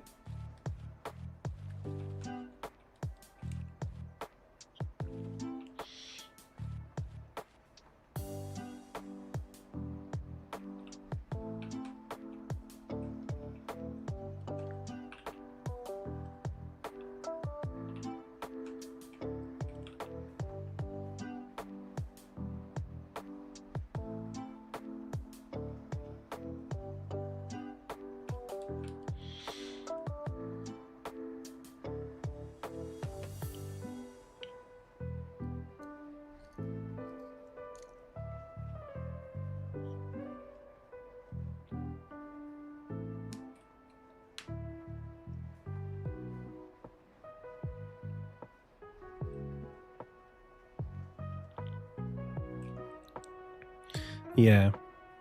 But I feel like there's only room for like one of them at a time. You know, these games that we're talking about.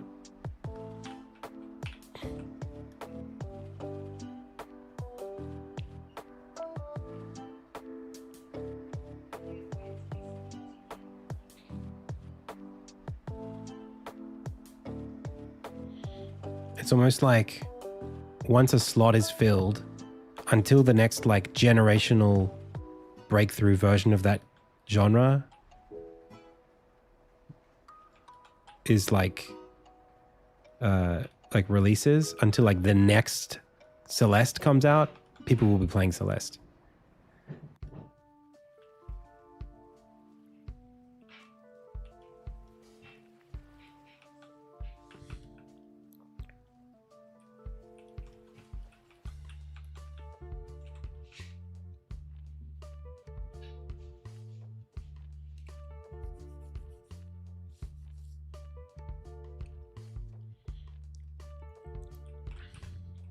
I agree with that too, that a lot of games are just a product of their time. It's just hard to say, like, is that just luck? Like, is Vampire Survivors lucky? Or is that like an actual game that you would play no matter when it came out? I've never played it, and it doesn't really appeal to me.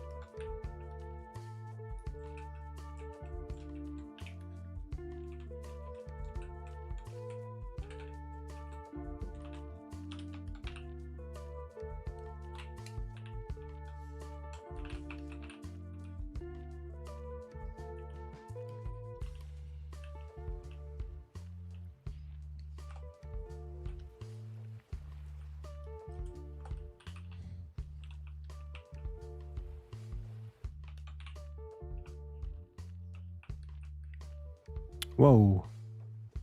I lost Twitch chat there.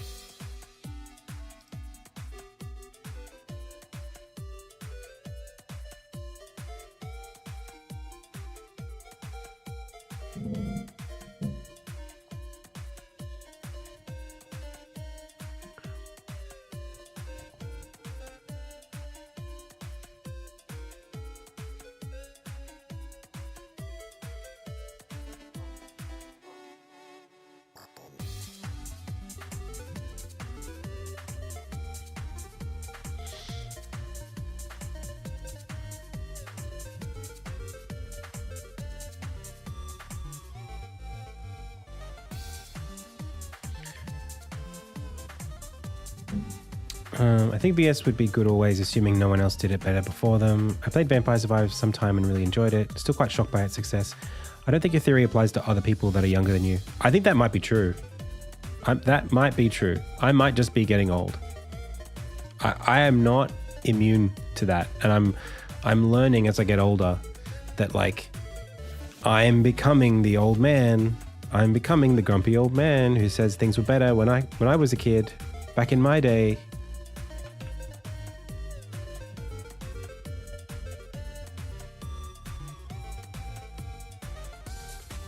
Back in my day, our games were so good, and nowadays kids don't understand.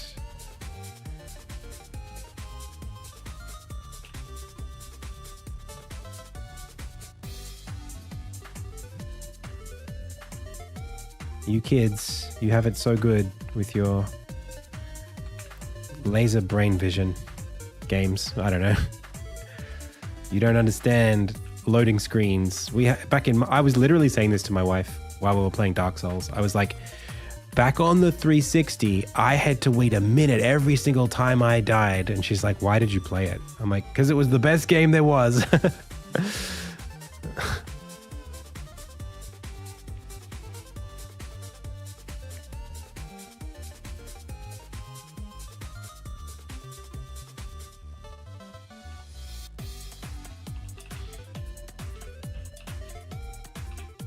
Dude, those games had like literally a minute and a half loading screens. The first Bloodborne on PS4 was, when Bloodborne came out, it was horrific.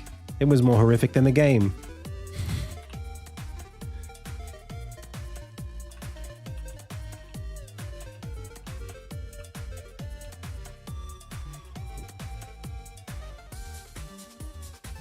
It was hard. It was hard to enjoy waiting for so long.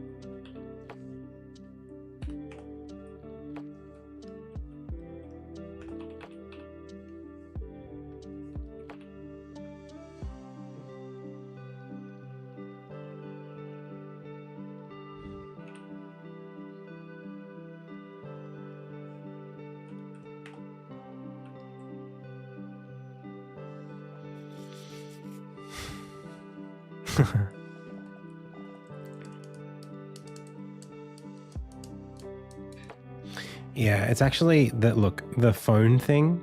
Like, I don't want to be the old man, but like, it's actually insane how much people use their phones today. It's actually incredible how much time people spend on their phones. Like, I grew up I was the equivalent of a iPad kid, right? I was a Game Boy kid. My eyeballs were attached to my Game Boy most of the time. I cannot understand how much people use their phones today. Like, I use mine a lot, but like, not that much.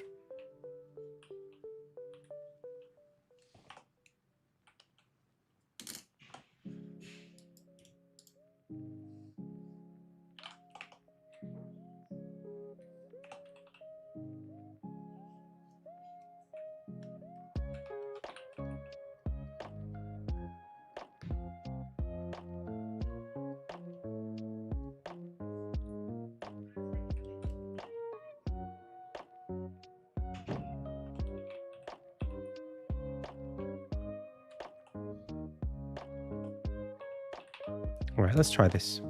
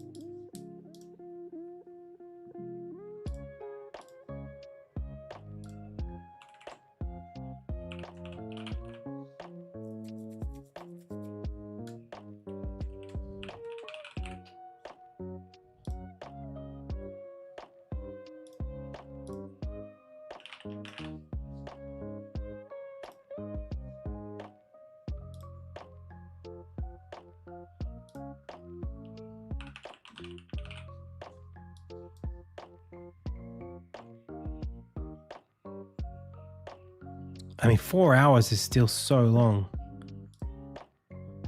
Not to be too critical of you, but like, even myself, you know.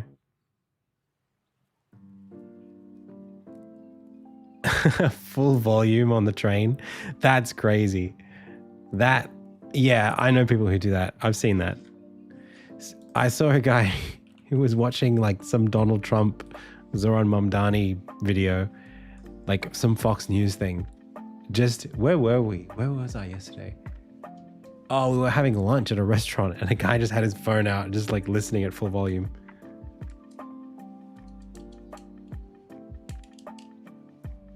Like, I think I use my phone.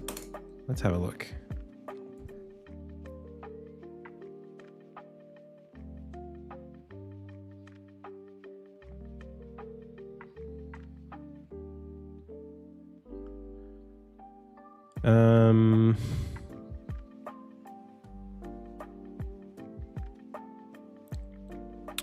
What do you do? Screen time?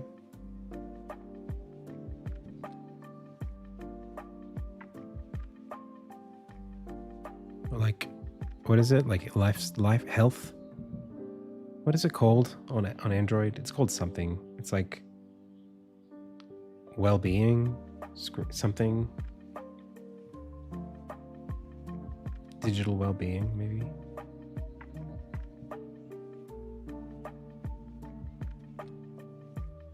In settings. But are you on Android? Are you on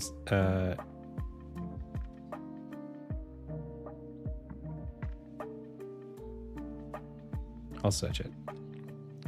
Like stock Android is Google. There is a screen time in apps. Yeah. 2.5 hours today. Okay. Although that's like including last night, I guess. I think I went to bed pretty late, so maybe that counts.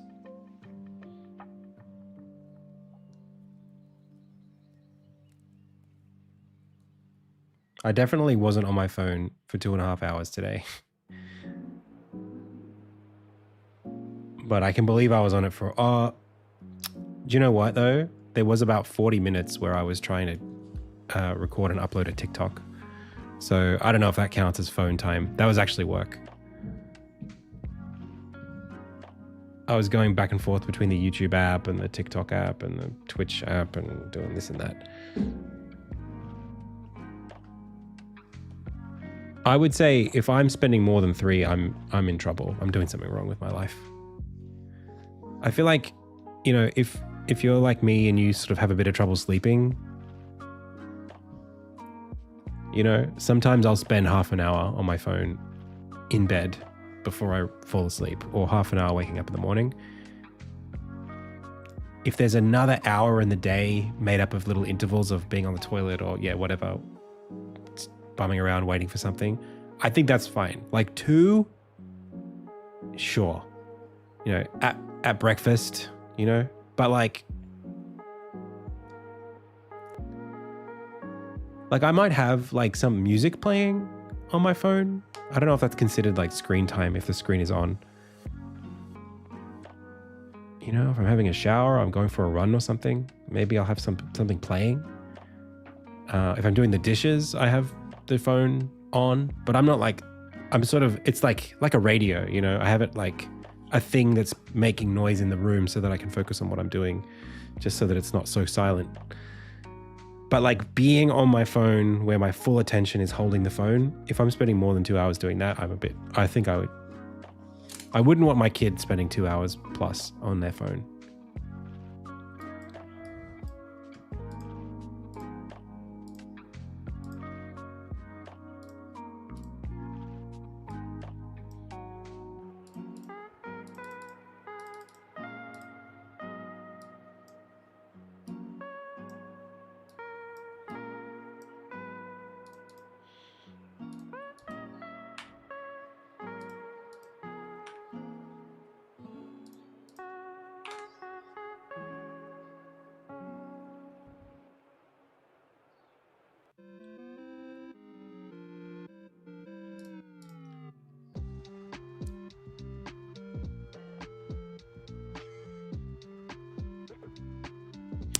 I think if it's, let me, you know what? I want to like make a slight adjustment. If you're doing an activity on your phone that has intention behind it, if you're like playing a story-based game, I think that's okay. It's just the dissociation that's a problem. Like if you're playing like if there's a novel that you're consuming and you're like experiencing a story, I feel like that's one thing. But if it's just like swipe, swipe, swipe, swipe, brain off time, that is not good. I wouldn't use my phone for gaming because I don't want to screw the battery out, but I don't mind other people doing that.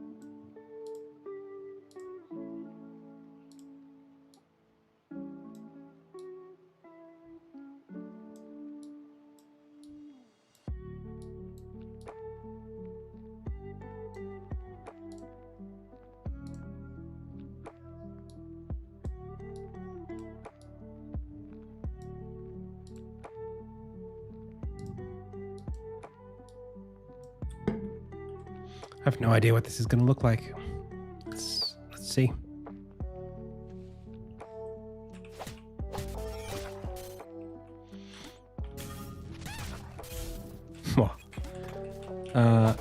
You know what? I actually agree. I spend more time on YouTube than on TikTok when it comes to being. Well, that's not true. I spend a lot of time on TikTok. I don't know. It is what it is, isn't it? I spend more time than I'd like on there. I just don't really like. I don't really like what it feels like. I find what happens to me. Do you know what it is? I'll wake up and my brain does this thing where it says to itself, I'll get up. I'll get out of the bed when I feel like I've had a good sense of what's happened. Like it's almost like the news. Like I want to know what the news is this morning. And when I get to the point where there's nothing new coming through the feed, that's when I get bored and I get up. And so it's like, did something happen today in tech news? Did something happen today with some content creator that I'm interested in? Did something happen today in politics? And I'll swipe, and I'll swipe past all the crap I don't care about. And then eventually I'll feel like, okay, there's no more. I've found everything.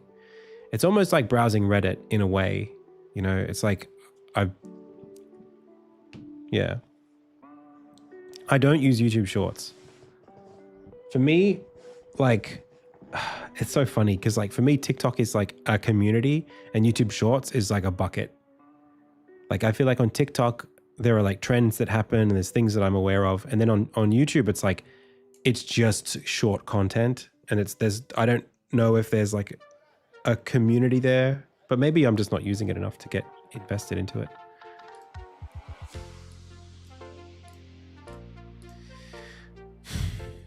Okay. Watching this stream is okay. Because I'm giving you valuable stuff. Behaviors. combat ensign red wall ride slash.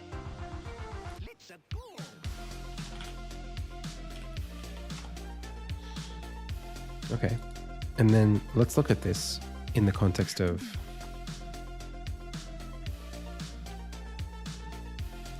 this.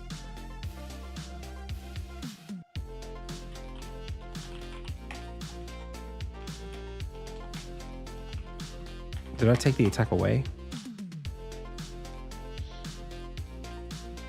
No, it's still there. I'm just not using it. Okay. Well, now we shall see.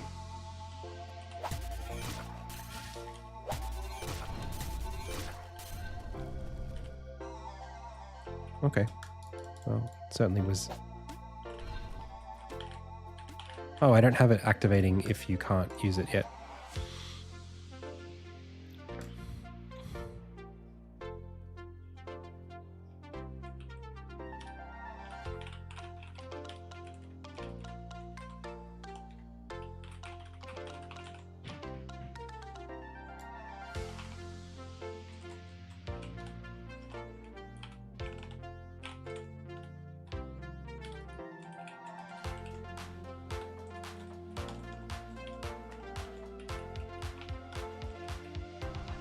Wait, that's what this is.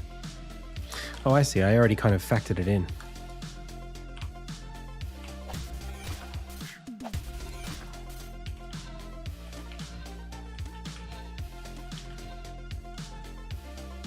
Hey, unknown artist. Cool. So I don't think I'm correctly mapping the velocity.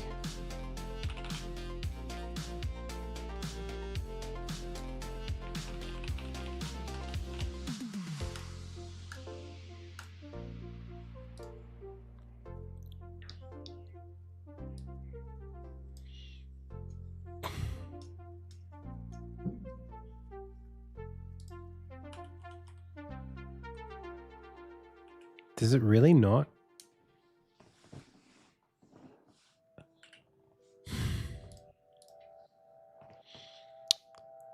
Effect vector, velocity curve, force rounded, track pivot.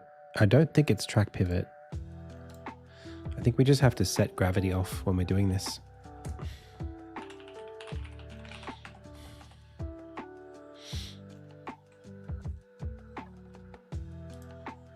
Let's check one more time what's happening.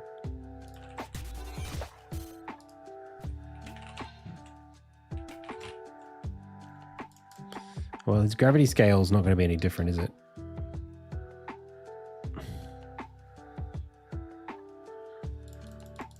Yeah, it's just normal.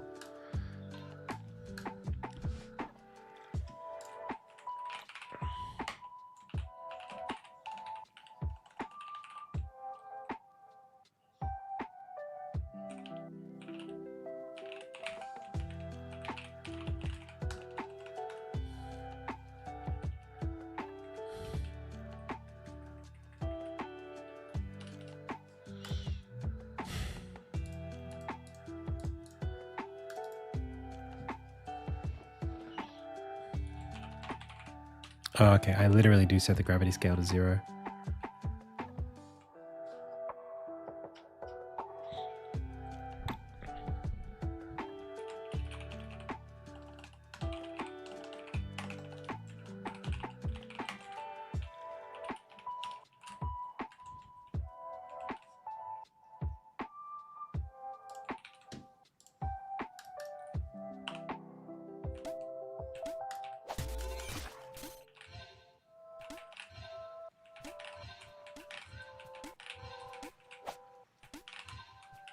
Why does pressing a direction cancel out of it?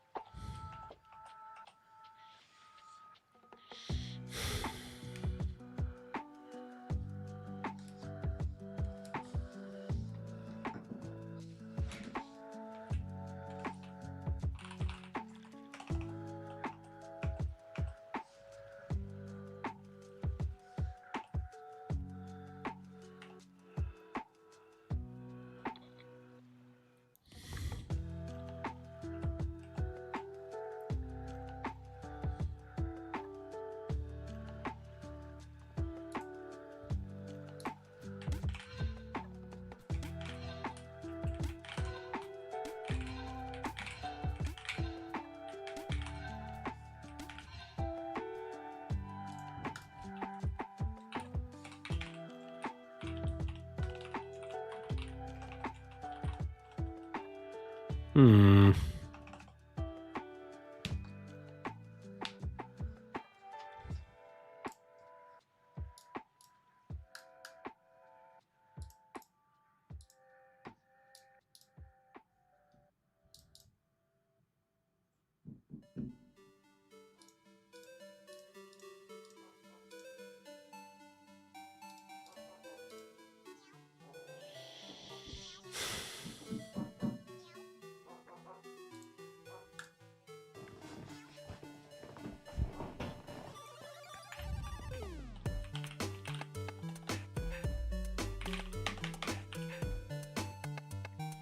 Why can we cancel out of this?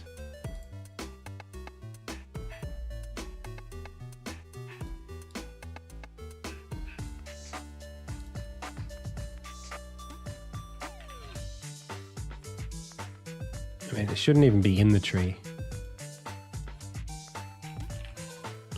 We should be able to check the history. Oh, okay.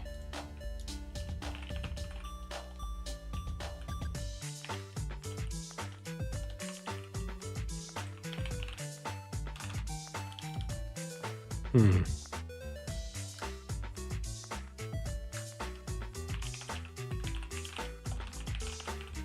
Okay.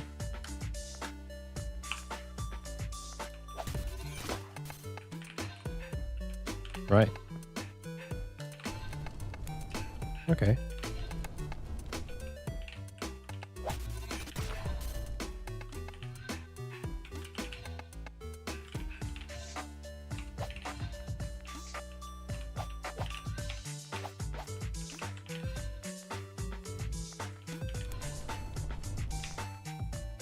I think it would be cool if it was like a kick in like a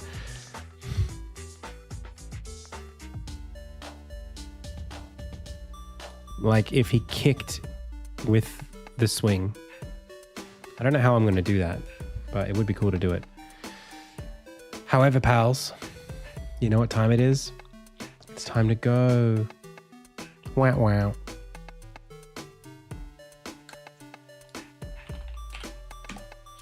Feels like we've just begun, and suddenly we're through.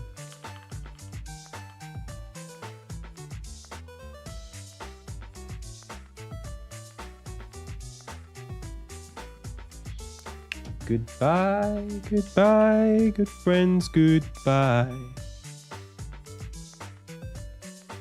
But tomorrow's a brand new day.